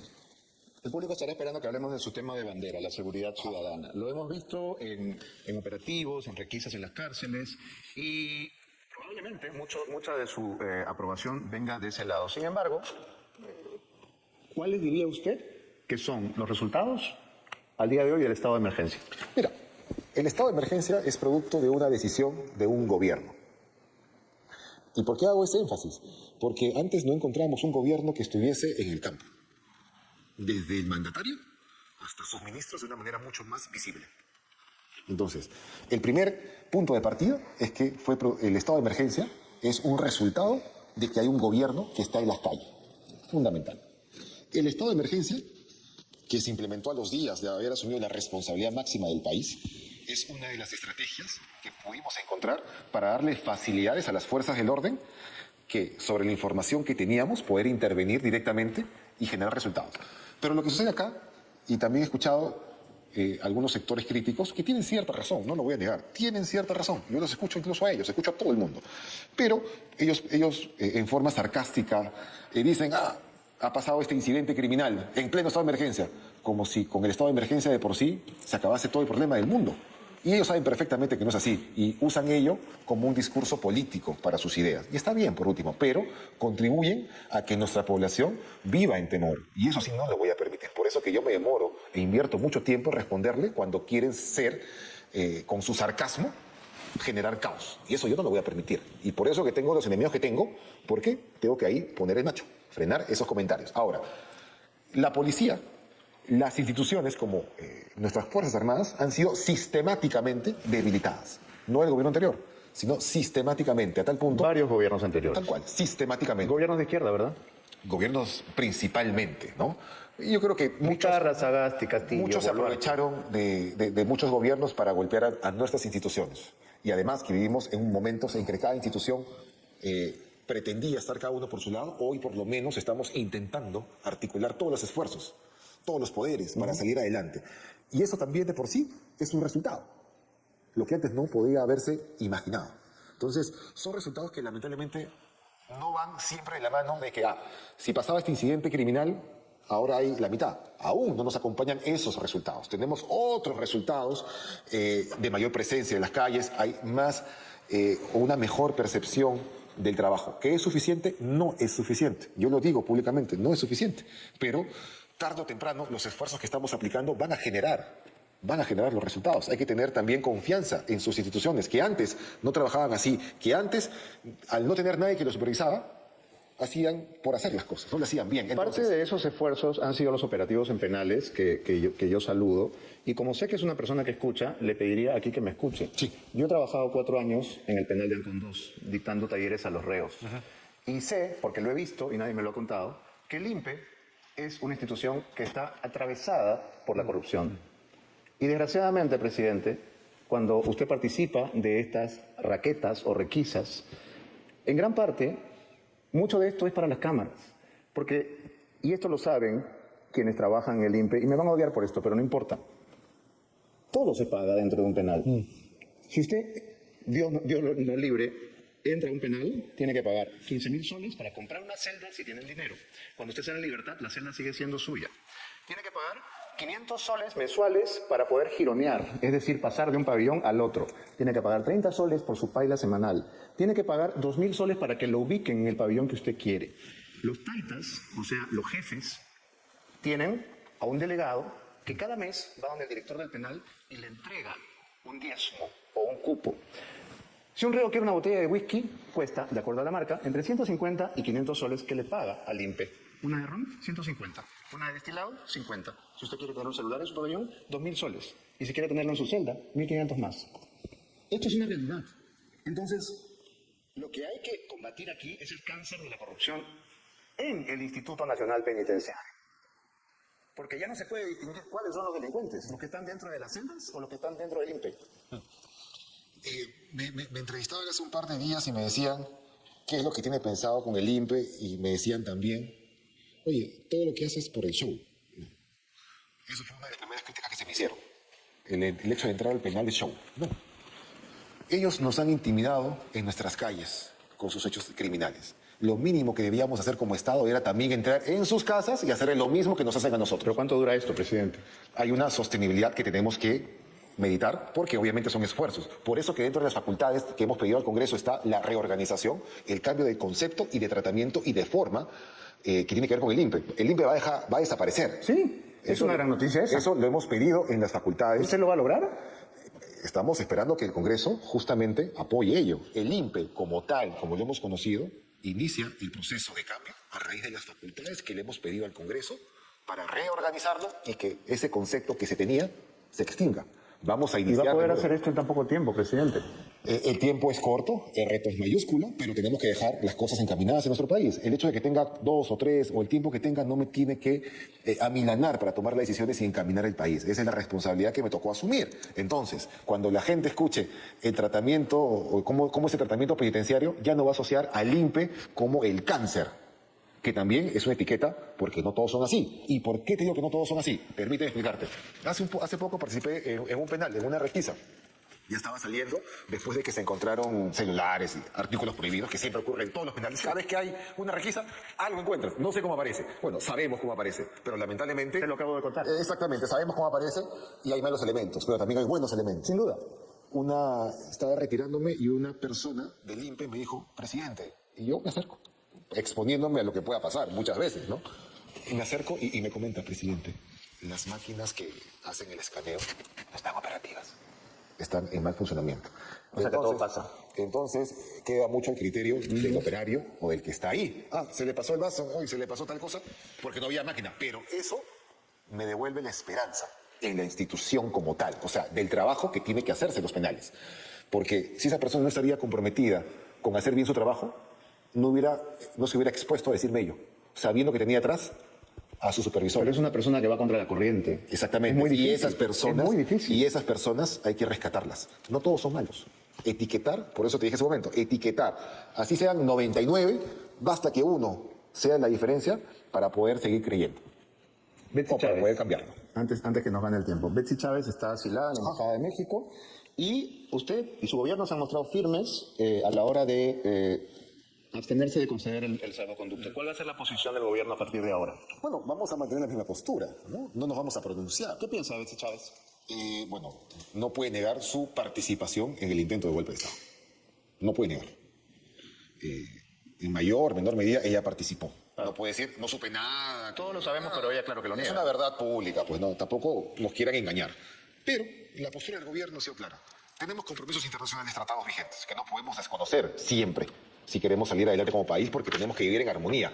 Pero sí puedo demorarme en emitir la decisión final, que es lo que estamos haciendo, porque vamos a presentar nuestra postura crítica y vamos a proponer modificaciones al tratado pertinente porque se ha distorsionado la figura del asilo como tal. Entonces, y ello también va de la mano de la injerencia del país que le otorga el asilo político. Entonces, 1 más 1 es 2. La presidenta Sheinbaum asegura, como su antecesor, ¿no? Andrés Manuel López Obrador, que aquí perseguimos a los enemigos políticos y que tanto Castillo como Chávez son perseguidos políticos. No, es parte de un correlato internacional. Es una pena que las relaciones con México se hayan estropeado así, ¿no? Claro, es una pena. Han lesionado nuestra buena armonía nuestra soberanía, ¿no? que teníamos años atrás. Pero bueno, son episodios que siempre pueden ser superados y nada dura para siempre, ¿no? Nunca llueve para siempre, en buena cuenta. Ya habrá el momento en que podamos recomponer nuestras relaciones internacionales con sectores que nos han criticado por acciones o decisiones propias de nuestro país y que no tienen por qué intervenir como tal. Lamentablemente, los últimos gobernantes han sido muy permisivos con las posturas de otros países respecto a lo que pasa en nuestro país y que al otorgar un asilo político tiene una lógica. Pues yo pienso así y te doy. Además, interviene de una u otra manera en asuntos propios de nuestro país y que son procedimentales, son legales. Podemos estar de acuerdo, perfecto. Pero eso no está de acuerdo no quiere decir que no corresponda porque hay un procedimiento de por medio. Mencionó hace un momento las facultades legislativas que ha solicitado al Congreso y dentro de ellas está el pedido de legislar sobre la filtración de información sensible en investigaciones policiales o fiscales o judiciales a la prensa. Y muchos colegas, de hecho Federico Salazar hoy en un editorial del Comercio, dicen esto es una ley mordaza, Geri está coactando la libertad de prensa y expresión. Bueno, totalmente falso. Tal vez no se ha entendido en forma adecuada cuál es el mensaje. ¿De qué me sirve tener o diseñar una operación de una intervención, de una mega intervención en un búnker donde hay delincuentes de diversa nacionalidad, incluida la peruana, en general, delincuentes, si el día anterior una persona que está dentro de ese proceso de investigación o que está armando la operación filtra la información y se divulga? ¿Qué es lo que sucede? Voy a la casa y no hay nadie. Entonces mi trabajo logístico de inteligencia se ve expuesto por un mal elemento. Pero esto no es culpa solo de la prensa, ¿no? Porque hay alguien que filtra, hay alguien que sopla. Y es ahí donde estamos definiendo la responsabilidad de esa persona, de ese funcionario, de ese servidor, de ese integrante de esa operación, por ese comportamiento indebido. Porque eso lo hace por una motivación. Y es ahí donde estamos apuntando. No quien lo difunde como tal. Pongo un ejemplo. La persona que, oye, entérate, que vamos a hacer esto mañana. Pongo un ejemplo, presidente. El caso Rolex de la señora Boluarte. No se hubiera conocido si no hubiera existido una filtración de una investigación fiscal. ¿Fue malo que se conozca? No, bueno, es saludable para la democracia como tal de saber situaciones que eventualmente podrían tener algún tipo de impacto distinto. Pero lo que voy es, y la naturaleza de la medida que hemos planteado, es justamente, estamos en guerra contra la criminalidad. Y no podemos dudar de también como Estado regularnos nosotros mismos. La regulación o esa modificación que queremos hacer es para nosotros como Estado. Es el funcionario que filtra la información y en esta situación que tenemos que combatir y que la población quiere resultados, tenemos que también poner los candados nosotros. Si no, entonces, ¿para qué hacemos tanta inteligencia? ¿Para qué nos exigen muchos sectores? Hay que apoyar al sector con inteligencia. ¿Para qué? Si uno de ellos me puede filtrar la información. O sea, usted está previniendo que ocurra lo que ocurrió con el Diario de la República en el rescate de los rehenes. El túnel sí existe, ¿no? Y delatamos la operación. ¿A eso se refiere? Lo que estamos haciendo es justamente evitar que de parte del Estado, de los funcionarios, de quienes están involucrados en labores de la lucha contra la criminalidad, filtren información con la finalidad de anticipar a quienes van a ser intervenidos, allanados, que es muy distinto. La lógica regulatoria... Eso no es el afán de la prensa. No. Traerse abajo las investigaciones. No, yo hablo de los funcionarios. No hablo de la prensa. Yo, en todo el tiempo que he estado en el Congreso, y los sectores dirán con claridad que yo he apoyado muchas veces cuando no había iniciativas que se podían entender como limitaciones. Tal es así que ahora, para aclarar un poco el escenario, el Premier hace un par de horas o un par de días mencionó que el objetivo es justamente lo que le estoy mencionando, es de parte de nosotros, es para regularnos nosotros como tal, no a los que difunden información. Es, oye, los funcionarios que puedan filtrar esa información, que la suelten con la finalidad de apoyar al delincuente. Y dice, cuando presentemos, cuando desarrollemos la medida, vamos a convocar a los sectores, a los gremios de prensa para que también emitan opinión y si están en desacuerdo con algún aspecto, lo dirán. Y como somos un gobierno que escucha, si dirán esto debería ser regulado de esta manera, lo vamos a hacer. Hay una plena apertura de que se cumpla la finalidad de la norma. La finalidad no es limitar la libertad de expresión, no. Es cuidar de que las operaciones que hagamos no sean en forma deliberada, filtradas, para justamente evitar que se cumpla la finalidad de la lucha contra el crimen. ¿Va a renunciar a su único amor, Somos Perú? ¿Por qué tendría que renunciar a mi único amor? Me parece que lo he leído en algún lado, que ha pedido que lo separen temporalmente. Había un pedido, ha dicho, ¿no? ¿O lo he soñado? Ha habido un pedido de cierto sector de la población que consideraba de que debía marcar un cierto nivel de distancia. Yo, en principio, soy una persona formada en un partido político. Yo vengo de una cantera formativa. Y lo cierto es, y lo más recomendable para el país, para que no se pretenda atentar contra la imparcialidad que tiene que tener un presidente, es justamente pedir licencia. Y eso es lo que yo he hecho. Pero renunciar a mi partido, al cual yo me debo, jamás lo voy a hacer. No, se lo pregunto porque estamos en campaña electoral, sí, claro. Y de pronto en un acto oficial aparece George Forsyth vestido de militar y parece parte de un plan, ¿no? No, parece. Otra leyenda urbana que descarto categóricamente. Quienes estuvieron ahí, al menos las cámaras que estaban al frente, se dieron cuenta de mi expresión de sorpresa. Porque yo sabía que George es reservista. Hay un no lo llamó, le dijo, José, voy a ir de militar. No lo sabía. Yo estaba concentrado solamente en asistir a la actividad que me habían invitado porque era parte del procedimiento que me convocaba. Pero evidentemente Forsyth, como es un futbolista y una estrella de farándula, también sabe manejar la prensa, ¿no? Y claro que se ganó los titulares con ese atuendo. Bueno, habrá que preguntarle a él en específico, pero lo cierto es que de mi lado no hubo una invitación. A mí me sorprendió mucho. Y él me explicó, y él me da el detalle de que justamente se acerca a mí para despedirse, porque estaba por nacer su hijo. Y me dijo, lo siento, me tengo que ir, me hubiera gustado acompañarte más tiempo, pero Sonia va a dar a luz. Me hubiera gustado que vengas de civil, ¿no le dijo? Bueno, creo que si hubiera ido de civil no te hubieran dejado asistir. ¿Por qué? Porque en esas actividades castrenses tendrías que estar, obviamente, uniformado. Y él es reservista. Él es reservista. Era una estratagema para poder estar presente. Y bueno, él tenía... Él quería estar, ¿no? Bueno, tenía la facultad de estar porque es reservista del ejército. Y en consecuencia era una actividad amplia por la naturaleza de la ceremonia, ¿no? Supongo que Somos Perú, como en todo partido democrático, hay elecciones internas. Sí, claro. ¿O él es el candidato natural? Bueno, no quisiera hablar mucho de la naturaleza y las decisiones internas del partido porque no quiero vulnerar la neutralidad o cualquier tipo de situación que pueda después criticarse, pero lo cierto es que hubieron en su momento muchas opciones en la interna del partido y finalmente quedará una, ¿no? En una entrevista suya, él leyó la siguiente frase. Dígame si se reconoce o si la han tergiversado. A ver. Evidentemente me gustan las mujeres. Está demostrado. ¿De qué manera está demostrado? Bueno, algunas veces, digamos, he expresado públicamente mi admiración a ciertas mujeres, ciertas damas, ¿no? Muchísimas veces en Twitter. Bueno, depende. Pero lo cierto es que... ¿Considera que es una época como de adolescente aquella? A ver, creo que todos hemos pasado por diversos momentos en nuestras vidas. Sin ¿no? duda. Yo no soy un personaje construido que tiene que ser perfecto. Y quiero ser perfecto, amo mis imperfecciones. Pero, digamos, mi vida sentimental, sin que sea excesiva, ha sido bien marcada, ¿no? Y he demostrado públicamente cuando una persona me ha gustado. Tal es así que alguna vez expresé públicamente y me vino una lluvia de una lluvia de críticas por ser plenamente... O sea, el cargo es circunstancial, vuelvo a decir, ¿no? Uno no deja de ser lo que es por el cargo, ¿no? Pero eso está enfocado de una manera así, tal vez, ¿no? A las mujeres se les conquista con amor y respeto. Para todo lo demás existe Mastercard. ¿Se acuerda? Recuerdo algunas frases de mis épocas... Traviesas. Coquetas, tal vez. Pero no está mal ser coqueto. Yo soy un ser coqueto por naturaleza en diferentes aspectos, ¿no? ¿Cómo en diferentes aspectos? Porque desde mi interacción, desde mi conversación, desde la forma como... Es un seductor, digamos. No soy un seductor. Eso es distinto. Al votante también hay que seducirlo. No, claro, pero acuérdate que yo no estoy en campaña. No. Y tampoco tengo la expectativa porque no correspondía en este momento. Pero mi naturaleza desde pequeño es que siempre he sido medio coquetón, o medio coqueto con las mujeres, básicamente, ¿no? En mi forma como hablar, cómo interactuar. He sido así, sigo siendo así. Aunque me acuerdo que cuando inicié mi vida política, quienes me formaron me decían, oye, tienes que regularte un poco porque se puede tomar la mano y eres demasiado cercano. Bájale las revoluciones. Claro. Bueno, lo voy a intentar. Lo intenté lo mejor posible, no al 100%, ¿no? Pero es parte de mi ser. O sea, yo soy genuinamente lo que pueden ver entre virtudes y defectos es lo que es José Gerí, ¿no? El cargo, vuelvo a decir, es hasta julio, perdón, y ahí vuelvo a ser, felizmente, otra vez José Gerí, con mis cosas, con los temas que he dejado un poco relegados, y viviré tranquilo y feliz. Antes de que su staff me saque de las orejas, esta será mi última pregunta. ¿Se ha dado cuenta que es usted el único presidente soltero, sin hijos, que ha pasado por aquí?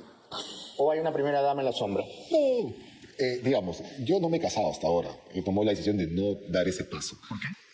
Porque eso implica un compromiso. Y yo siempre he rehuido del compromiso. Lo cual no pasó. Está en el compromiso más difícil de todos. Exactamente. Hay compromisos que uno sabe elegir. Y que las circunstancias hicieron que tomase la decisión. Y el hecho de que no me haya casado hasta este punto es porque está pateando, como se dice, esa decisión. ¿Ya? Distinto es ahora.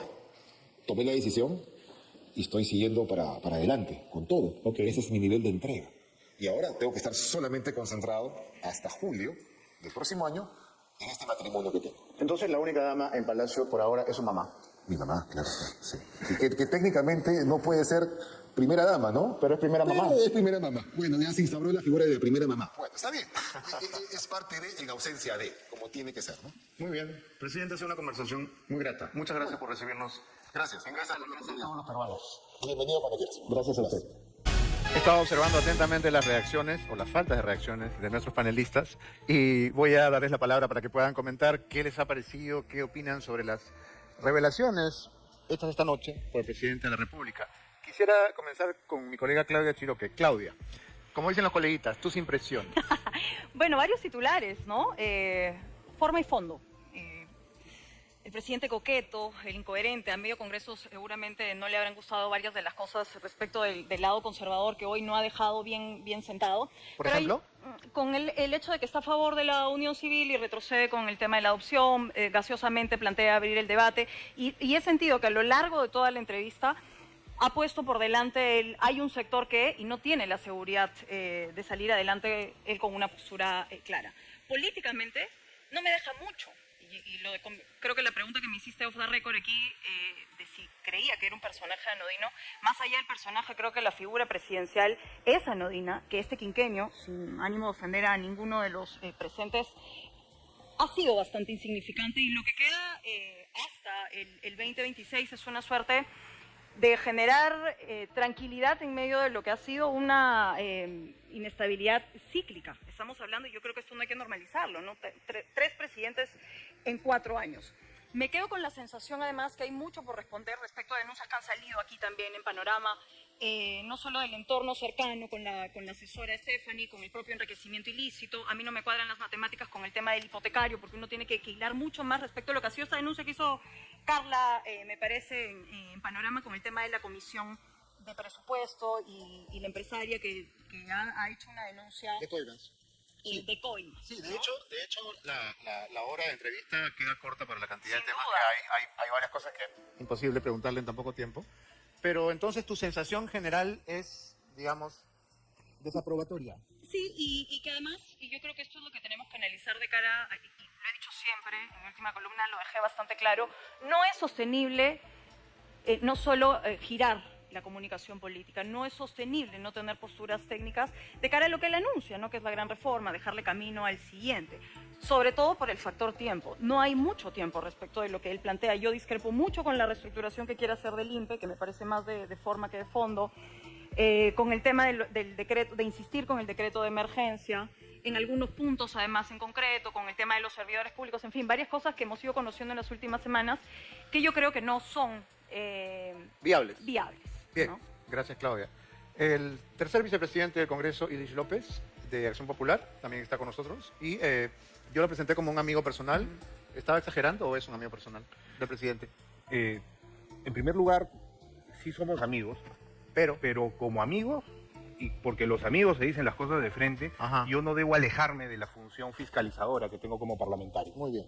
Por el contrario, a los amigos con mucha más razón debemos decirle las cosas como son. Y quiero recoger lo que acaba de decir la señorita periodista, en el sentido de que efectivamente esas críticas que plantea son positivas para nosotros los políticos. Porque desde esa crítica es donde nosotros empezamos a construir y a verificar si lo que estamos planteando va a ir y va a contribuir con la solución de los problemas. Entonces, considero que es importante el análisis de la entrevista en ese sentido y, por ejemplo, las acciones que hemos ido tomando. Nos reunimos con la presidenta del Poder Judicial, fiscal de la Nación, el presidente del Congreso, yo fui en representación Esa del fue la Parlamento. primera reunión Sí, oficial la que primera, tuvo el y el presidente presidente. Geri. Entonces, decidimos que cada uno, de acuerdo a sus atribuciones en sus sectores, tenga que implementar algunas acciones. Por ejemplo, en el Parlamento ya se presentaron los proyectos de ley para que el tiempo de flagrancia para las bandas organizadas sea mayor y de esa manera pueda generarse una mayor efectividad de parte de la norma. De parte del Ejecutivo, el trabajar en el tema de inteligencia. De parte tanto de la Fiscalía como del Poder Judicial, contribuir con la modificación de normas de parte de la Fiscalía y del Poder Judicial, de buscar los presupuestos junto con el Ejecutivo para las unidades de flagrancia y todo eso lo que se comentó. Entonces, yo partiendo de estas posiciones considero que es saludable para poder intentar y dejar al país o a los que vengan a administrar el país, tanto en el Parlamento como en el Ejecutivo, un Estado por lo menos ordenado. Congresista López, cuando ya estaba claro que Dina Boluarte sería vacada y su sucesor sería José Geri, el hoy presidente tuiteó una foto que fue muy comentada en la prensa, de hecho en este programa también la comentamos, en la cual aparecía usted, Diego Bazán, de Renovación, Arturo Alegría, de Fuerza Popular, y el presidente Geri en un alegre almuerzo de camaradería. Este grupo, entiendo, es un grupo que podríamos llamar una collera de congresistas que andan juntos, se conocen de tiempo, discuten temas políticos, son una mancha de amigos. En el Parlamento, entre todas las personas nos conocemos, algunos con algunas confianzas más que con otros. Sin embargo, y viendo las votaciones desde hace mucho tiempo, los 4 que hemos participado de esa reunión podemos evidenciar claramente que hemos tenido posiciones distintas al momento de tomar decisiones por el país, ¿no? ¿no? Respecto, por ejemplo, ahora, en el tema del dictamen de Reinfo, nosotros desde Acción Popular votamos en contra de este dictamen, mientras que la gente del fujimorismo votó a favor. ¿En eso está de acuerdo entonces con Gerí, que dice que es demasiado tiempo? 2 años. Sí, yo considero que este proceso debe tener un norte claro. Y todo este tiempo el tema de Reinfo no ha sido claro, al contrario, se han esperado a que los plazos se cumplan para no avanzar con el proceso de formalización. Bien. Rosa Bartra, hemos estado comentando brevemente algunas de las declaraciones del presidente. ¿Cuál es su impresión general? La primera es que encuentro un presidente que no es coherente ni siquiera con él mismo. Una suerte de tratar de adivinar si es, primero ideológicamente, tratando de conocerlo, ni de derecha, ni de izquierda, ni de arriba, ni de abajo, ni liberal, ni conservador, ni creyente, ni no creyente. En realidad es una interrogante más grande todavía. Y luego yo me voy a aquello que es su trabajo. Él es presidente del Congreso, encargado de la presidencia de la República para convocar elecciones y generar una transición ordenada. Pero de pronto yo lo escucho hablar de que va a desaparecer el INPE para crear una entidad nueva. Habla de una serie de cambios que incluyen debates largos. Y me pregunto, por ejemplo? Vamos a hablar concretamente de este tema que está preocupándonos a todos con respecto a la creación de un nuevo tipo penal de el que difunde información reservada. Información sensible relacionada a investigaciones penales o policiales. En realidad lo que dice es información reservada solamente, Beto. Exactamente dice crear el tipo penal de revelación de información reservada en el marco de investigaciones penales y actuaciones policiales. Como le decía, no hubiéramos descubierto los Rolex, ni el cofre, Claro. ni Zarratea, ni nada. No, pero ahí usted, doctora, lo podrá explicar mejor. O sea, el límite es bastante delgado, los abogados lo sabemos, se llama interés público. Pero por supuesto, o sea, eso, por ejemplo, a mí me genera una enorme preocupación. ¿Por qué? Porque este tipo, o sea, si vas a crear un nuevo tipo penal que puede significar criminalizar desde el periodista, el abogado que comenta o el que critica, o sea, es muy altamente peligroso y lo pretende crear con un decreto legislativo. Entonces, ¿dónde está la coherencia de que él va a abrir el debate, de que él va a permitir que se discuta, que va a llamar a los periodistas y que todo? Perdón, cuando él presenta un decreto legislativo que crea un nuevo tipo penal, este va a la Comisión de Justicia y de Constitución y a la de Constitución solamente para verificar si es o no constitucional. El debate no existe con los decretos legislativos. Entonces, o no conoce el proceso parlamentario, lo cual no es verdad porque él ya tiene su 5º año de parlamentario, o realmente no tiene idea de lo que está diciendo, de lo que está presentando, y eso, más allá de que él nos pueda parecer simpático y nos pueda parecer que él mismo se diga que es coqueto y que tiene mucha energía y que va a estar en todas las regiones, más allá de eso, lo que me queda como corolario de esta entrevista es que el presidente no tiene norte y debe encontrarlo de forma urgente. Entonces, en resumen, ¿no tiene tiempo solamente o no tiene las capacidades para hacer lo que está ofreciendo? Él mismo ha reconocido que no aceptó ser ministro porque no se sentía preparado. Y yo no sé cómo se pasa de no estar preparado para ser ministro y estar preparado para ser presidente de la República en un periodo de 3 años, en las cuales no le has conocido mayor despliegue que haya permitido que él aprenda. Entonces sí creo que hay una combinación de ambas. No tiene tiempo, no conocemos los equipos detrás de esto. Beto, antes de cerrar, insisto, son 58 iniciativas que se pueden traducir en por lo menos 70 decretos legislativos. ¿A puertas de la bicameralidad? ¿Es en serio? O sea, queremos ir a la velocidad del rayo cuando estamos cambiando el modelo parlamentario precisamente porque decimos que lo que necesitamos es mayor debate y reflexión, mayor contradicción que esa no encuentro. Bien. Antes de darle la palabra al exministro Alejandro Salas, que es además vocero de Perú Primero, el partido de Martín Vizcarra, voy a compartir con ustedes un breve recorrido que hicimos con el presidente Gerí luego de la entrevista. Adelante. ¿Vamos a caminar por aquí y regresar por el Salón Dorado? Claro. ¿Sí? Hoy día sí decidí cambiar el color de la camisa blanca. Claro, ya. Pero lo curioso es que a mí la camisa blanca remangada no me recuerda a Bukele, sino a Vizcarra. Bueno, ¿se hace memoria? Bueno. El logo bordado del Perú Primero. El Perú Primero, que es... Claro.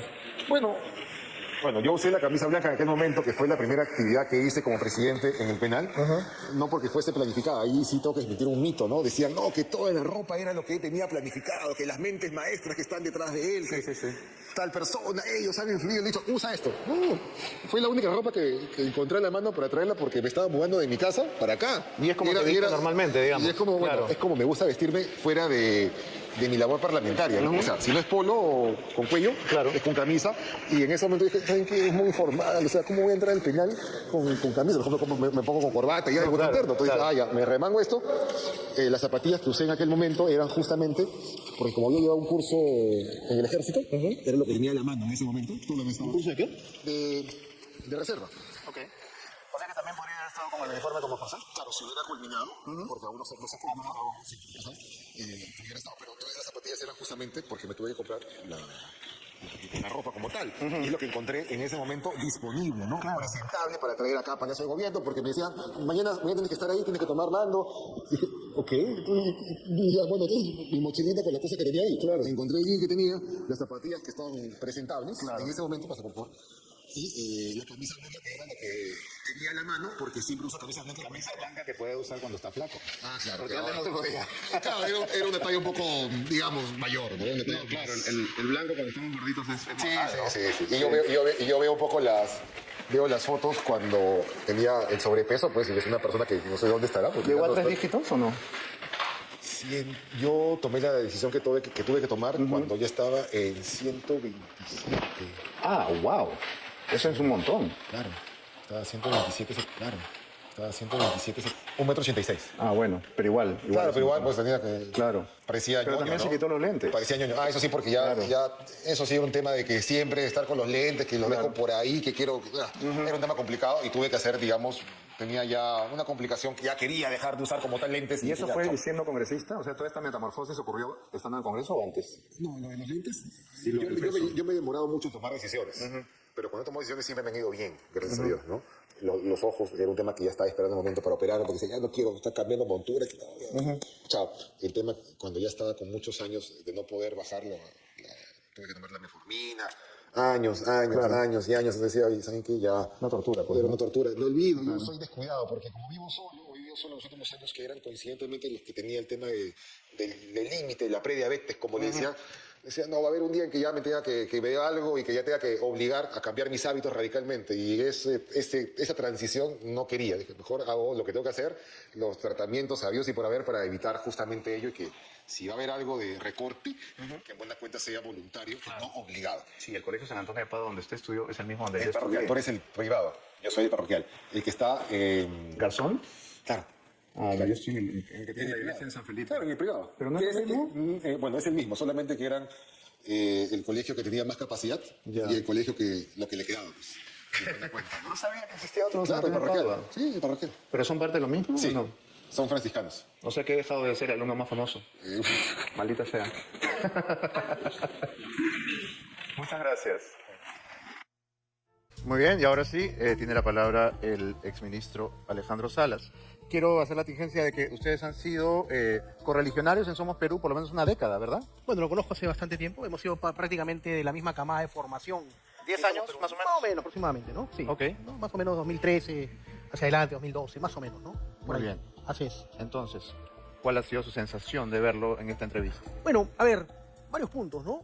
Primero, Beto, yo creo que a todo peruano de bien le gustaría que un presidente realmente saque adelante el país. Y ojalá que esta pudiera ser una oportunidad. Pero creo que José Gerí empieza mal. Hay varios puntos de contradicción. Él se está olvidando que es un congresista encargado de la presidencia por 10 meses. Y efectivamente, todo el marco de reformas que se ha podido escuchar de él caen en saco vacío. Te habla, por ejemplo, del INPE, de reformar el INPE, cuando hemos visto en panorama las denuncias que tiene el jefe del INPE. Un tipo absolutamente denunciado, que ni siquiera lo mueve. Y no lo mueve, ¿por qué? Porque es puesto por otras fuerzas políticas a las cuales él obedece por el Congreso. ¿Sabe cuál? Debe ser Alianza por el Progreso del Fujimorismo. Por ahí debe haber salido este señor. Y si lo mueve, le van a pasar factura seguramente o le van a reclamar por qué mueves al jefe del INPE, como pueden haber muchos otros funcionarios más. Entonces, al ¿Es país... tan importante el jefe del INPE para una bancada, para un partido?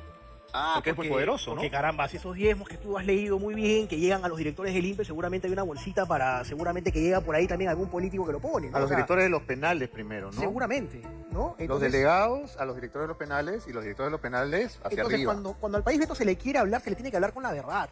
Yo en José Gerí, porque lo conozco, veo una figura impostada, o sea, veo una figura, efectivamente, cuando él te dice soy tímido, sí, se le conoció siempre tímido, se le conoció poco académico, ¿no es cierto? Él es de la Universidad de Villarreal, pero no pudo sacar su título en la Villarreal, tuvo que irse a sacar su título a la Garcilaso, eso tampoco te lo ha dicho, y de una u otra manera creo... pero eso es público, ¿ah? Bueno, pero sí, pero sí. claro, él te dice soy de la Villarreal, sí, pues, pero termina de marcar toda tu carrera, ¿no? Entonces creo que eso es importante también, digamos, conocerlo. Ahora, comete un error, ¿no? Gravísimo, siendo presidente de la República, guste o no guste, haya hecho, ¿no? Esté involucrado, no, yo creo que el Poder Judicial lo está viendo y va a dictaminar sentencia. Te habla de que Bexy Chávez tiene responsabilidad en el golpe de Estado, te dice. Y no se ha enterado que el colegiado que está viendo ese caso ha cogido otro tipo penal, se ha alejado de la fiscalía y ha puesto ya no rebelión, sino conspiración para rebelión. Todavía no ha sido sentenciada y él ya le puso responsabilidad. Con eso México va a decir, sí, pues si un presidente ya la sentenció, ¿cómo van a decir que no hay persecución política en el Perú? O sea, creo que hasta poco criterio, inclusive, para poder pronunciarse respecto a algunos aspectos. Ahora, es un presidente, sí, endeble. Si a Martín Vizcarra mañana, pasado mañana, o cuando fuese, la próxima semana, de pronto, la Comisión Interamericana de Derechos Humanos, le restituye sus derechos políticos, Martín Vizcarra regresa al Congreso y él va a tener que salir. Entonces, él tiene que darse cuenta. ¿Eso podría pasar? Por supuesto que podría pasar. Estamos sometidos a la justicia internacional también. O sea, si Martín Vizcarra regresa al Congreso, él tendría que salir del Congreso y de Palacio. Pero por supuesto. ¿Qué pasaría entonces? Él es accesitario. Él es accesitario. O sea, es una Por figura eso, que está... ¿qué pasaría entonces? Tendría que salir, claro. Tendría que salir. ¿Y luego? Y luego se irá, pues, ¿no? Se irá, tendrá que irse. Entonces, es así. Y volver a buscar un congresista que sea accesitario y así sucesivamente. Y así sucesivamente. O sea, para eso está la figura de los accesitarios. Sin embargo, entonces, él que tiene que darse cuenta que está 10 meses ahí y que lo que tiene que hacer es sentar las bases sólidas, como bien lo dijo Rosa en un principio. O sea, Beto, si me permite. Hay que dejar la situación más, sólida para poder, digamos, garantizar un proceso electoral. El congresista López quiere responderle. Mira, es interesante la defensa que hace el señor Salas del señor Vizcarra y también de la señora Betsy Chávez, ¿no? Golpista la última y ahora en un grave problema de corrupción el señor Vizcarra. Pero vámonos al fondo. Y el fondo es que cuando los políticos desean solucionar los problemas, es ahí donde se tienen que plantear alternativas. A mí me parece un poco superficial la crítica que hace el señor Salas, se lo digo con todo respeto, pero ¿cuál es la solución al problema? Por ejemplo, en este tema del INPE o de la delincuencia. Considero que ahí debe centrarse el debate, porque si está postulando, vámonos a esa postulación. Claro, vámonos al problema de esos 10 meses que faltan de gobierno y vamos a la crítica, inclusive del Congreso, y acepto la crítica y vamos a generar. Pero en los 10 minutos que nos quedan no podemos resolver la crisis del INPE. Claro, Claro que sí. No podemos ir a ese tema de, digamos, en extenso. No entendí finalmente el mensaje, pero bueno. Lo que yo tengo son mensajes comerciales. Así que ya regresamos. Últimos minutos del programa, tenemos que cerrar, le damos un minuto a cada uno de nuestros panelistas. Claudia Chiroque. Bueno, importante que haya aparecido el presidente en la entrevista, que era algo que no ocurría con los antecesores, pero sin duda yo creo que ha perdido la gran oportunidad de tener una gestión sincera, tomando en cuenta con los 10 meses que le quedan de gobierno y con lo que hay, además, siendo escenario preelectoral, que me parece importante, ¿no? Más allá de las críticas que siempre tienen que estar en medio de esta situación, está también una suerte de mea culpa, ¿no? No es Gerí en 10 meses y el escenario preelectoral, es este quinquenio. Yo creo que me parece importante mencionar que el Tribunal Fiscal ha hecho un estudio importante, ¿no? Desde el 2021 se legisla pésimamente y eso ha generado deterioro fiscal. No solo estamos hablando del presidente de la República, ¿no? Hay más de 229 leyes que han generado que hoy estemos en una situación también totalmente complicada, ¿no? Y con un Congreso con unos niveles de desaprobación históricos. Gracias, Claudia. Congresista Luis López. Sí, yo considero que se debe concluir recogiendo la crítica, ¿no? Por ejemplo, lo que se habla del Tribunal Fiscal. Si bien es cierto, se ha pronunciado el Tribunal Fiscal, pero lo que no se dice es que en los últimos 25 años los ministros de Economía han sido eminentemente recaudadores. No ha habido una política clara para ampliar la base tributaria y generar más ingresos del Estado. Al contrario, le han metido la mano en los bolsillos a los empresarios, sobre todo a los micro. 8 de cada 10 empresas en el Perú fallecen en el primer año de ser creadas. Entonces no ha habido una política pública clara al respecto. Ahora, si no hubiéramos tenido un arca que nos ha sostenido durante la época de pandemia. Podemos ser criticados, sin embargo, los derechos, por ejemplo, de los docentes, cesantes y jubilados, son eso, derechos de Bien. las pensiones. Nos estamos Entonces, yendo a una continuar cantidad de al temas que respecto, no van a caber en los pocos minutos que nos quedan. Tenemos, me dicen, unos minutitos más para terminar, pero vamos al primer corte, al último corte del programa. Gracias. Muy bien, ahora sí tenemos una yapita y quiero preguntarle a Alejandro Salas. Hay unas suspicacias circulando en redacciones. Siendo que su hermano, Martín Salas, es fiscal, Ex fiscal. bueno, ex fiscal, ¿podría ser que haya sido él quien filtró la denuncia contra Geri? No, porque él es fiscal, ya está en la fiscalía hace más de 2 años. ¿Cómo va a filtrar si no es fiscal? Él es un ex fiscal. O sea, ¿cómo No podría...? tiene los contactos. Ahora, ¿no? ¿qué denuncias de todas las que tiene, no? O sea, ¿cuál de todas? La más grave, la de violación. La de violación. Que le cuesta a José decir que es violación. Y aprovechando eso, Beto, solamente para redondear el tema, si Pero José no, pero- Gerí realmente... Yo te lo respondo, pero no, en lo absoluto. No está en ¿Estás la seguro? fiscalía. ¿Lo ha conversado con él? Totalmente, no tiene nada que hacer. Eso sabes que lo dijo. Lo digo porque Martín Salas es asesor, jefe de campaña de Acuña, ¿no? Entonces, en la guerra política todo vale. No, si Acuña lo ha puesto con el fujimorismo. No sé, Gerí.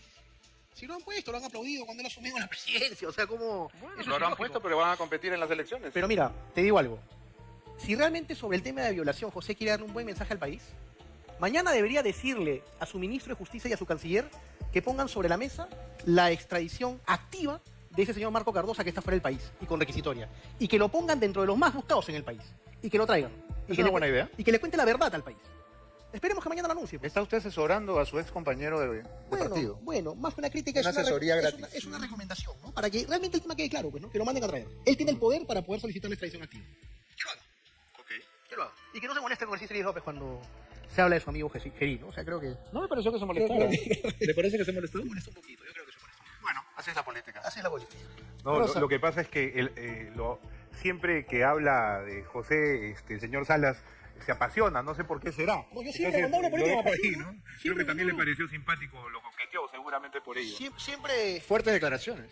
No entiendo lo que quiere decir, por lo menos los gustos del No, señor Inicio en no los tal tengo. caso, no entiende nada, porque hace rato tampoco entendió que yo le dije que él es el primer defensor de Betsy Chávez, la que hizo el golpe de Estado por el cual él renunció, ¿no? O no se acuerda del tuit que renunció el tema. No Entonces, entiendo a qué no le llama, está no entendiendo entiendo a nada. qué le el llama señor. defensor. Señor Illich, usted tiene problemas con la justicia. Aclare su tema de los niños con Acción Popular, por Oiga, favor. señor, es una ya. vergüenza.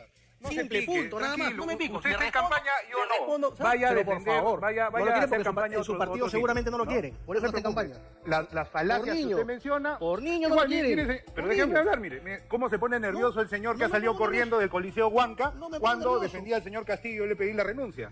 ¿No? Nunca Así se pedí la mueren de miedo y renuncia. tiemblan Iban a- cuando se habla de iban verdad. a pedir otra vamos cosa, a no tomar pedían un renuncia, por debate, favor. no tengo ningún problema. Cuando quieras. No tengo ningún problema. Y ahí sí pedimos tus carpetas fiscales. No, claro que no solo eso. Yo sí he puesto a disposición absolutamente todo y no me escondo bajo un tuit o Pero- defendiendo a golpistas. Esto es un carnaval de carpetas fiscales, ¿no? Porque usted está defendiendo a Vizcarra, nada menos. No, Así ese es otro tema. Yo estoy así como, que estamos yo estoy como hablando de abogado palabras mayores. constitucional ahí. Yo estoy ejerciendo mi profesión como abogado constitucionalista. O sea, es un tema Pero totalmente quiere ser distinto. senador de Vizcarra, ¿no? Bueno, me han invitado a postular al Senado, ¿no? Entonces, ¿está en Y campaña? vamos a ver. Todavía no empieza la campaña. La diferencia, Todavía no empieza, Beto, es todavía que no el empieza. señor postula y utiliza estos espacios para su postulación. Yo no postulo a nada. Porque no no lo te quieren en presento. tu Entonces me partido. han invitado para hacer una posición. Bueno, cuando gusta el señor debatimos de lo que quiera, no hay ningún problema. O de su fracasada gestión como ministro también, no hay problema. ¿Ministro de Trabajo o de Cultura? De los dos. Fracasó de ser congresista y terminar con carpetas fiscales por pedir cosas que no se habían pedido. No, que no se Ya preocupe, está. igual lo debatimos. Estás en la carpeta de los niños. Ya Ok, está. Chepi, Rosa Bartra. Has dicho que las propuestas de Gerí son inviables, pero ¿hay algo positivo que rescatas de esta hora 20 de conversación o todo te ha parecido nefasto? No. De hecho, mientras ocurría el acalorado intercambio de ideas, estaba pensando en que José Gerí es presidente por sucesión constitucional. El artículo 115 así lo establece y creo que todos los peruanos tenemos el deber de colaborar con él para que tenga éxito. Pero ese éxito está restringido a lo que tiene que hacer: garantizar elecciones limpias, combatir la inseguridad, que es esta ola que nos está ahogando a todos, y garantizar una sucesión ordenada. En la medida en la que él recuerde que es un encargado de la presidencia y no un presidente elegido para todo lo que él se ha propuesto en este tiempo, de acuerdo a la ley que ha presentado, al proyecto de ley que ha presentado para facultades delegadas, creo que va a poder garantizar el éxito de lo que le corresponde, en tanto tiene un mandato constitucional restringido. Creo leer entre líneas entonces, Rosa, que le está diciendo que no sea tan ambicioso. Así Que es. no se plantee tantos objetivos porque no va a poder. No es, van a aprobarse decretos legislativos inconstitucionales, se van a aprobar medidas que probablemente sean abusivas y que luego, con la nueva dinámica legislativa de 2 cámaras, ni siquiera se va a poder corregir. Por eso es que hago un llamado también al Parlamento a que sea bastante consciente en qué le da, qué le concede, qué le aprueba y que le recuerde, así como Geri, fíjate, es muy interesante, él ha enviado un oficio al presidente del Congreso diciéndole, señor Fernando Rospigliosi Capurro, encargado, primer vicepresidente encargado de la presidencia, pero se firma como presidente de la República. Si él fuese coherente, también habría puesto presidente del Congreso en funciones del despacho de la presidencia de la República. Entonces creo que es bueno, y esta entrevista es pertinente para recordarle que ponga plomo en los pies, de tal manera que recuerde cuál es su mandato, a qué está restringido y por qué es que no debe excederse, menos con medidas que pueden resultar, como esta creación de un nuevo tipo penal para criminalizar la actividad periodística, porque hay que decirlo, la prensa, con todas las críticas que puedo particularmente tener, ha tenido un rol fundamental en la develación de los grandes actos de corrupción en el último quinquenio. Bien. Así que nada que vaya a conculcar eso puede ser ni siquiera admitido a debate. Bien, muchas gracias, Rosa. Gracias, contrario. Alejandro. Gracias. Gracias, Silich. Gracias. Claudia, tú ya te quedas para Buenos Días Perú, porque es Ya ahorita en me un quedo, ratito. ¿Ya sí. para qué te vas a ir? Cuando enciendan la tele mañana no crean que es un holograma, soy yo. 13:45 de la mañana te levantas. Sí. Que la gente sepa cómo es este viacrucis del periodista. Así es, nosotros 13:45. Ya de hecho el equipo a esta hora ya está trabajando. Vamos a tomar un caldo de gallina y regresamos Y a hacer el programa. regresamos, ¿no? Ya está. Y regresamos. Bueno, ha quedado corto el espacio. Les hago la invitación a ambos cuando Claro que quieran sí. venir, ¿no? Claro. Semana importante Muchas gracias. para el doctor Salas con la posible condena a Martín Vizcarra. Este miércoles, Este dos miércoles sentencias y dos a sentencias. 2 expresidentes Pedro a la Castillo misma y hora. Vizcarra. Pedro A la Castillo y misma Vizcarra. hora. Dos Beto. sentencias, 2. Así es. Y para el señor López, ¿no? Lo se queden todos. hemos tenido en algún Que se momento. queden todos ya, de una que vez. se queden todos. Sí, yo siempre Muchas gracias dispuesto a todos por haber estado esta noche con nosotros. Gracias. Con ustedes, amigos, será Gracias. hasta el próximo domingo. Chau.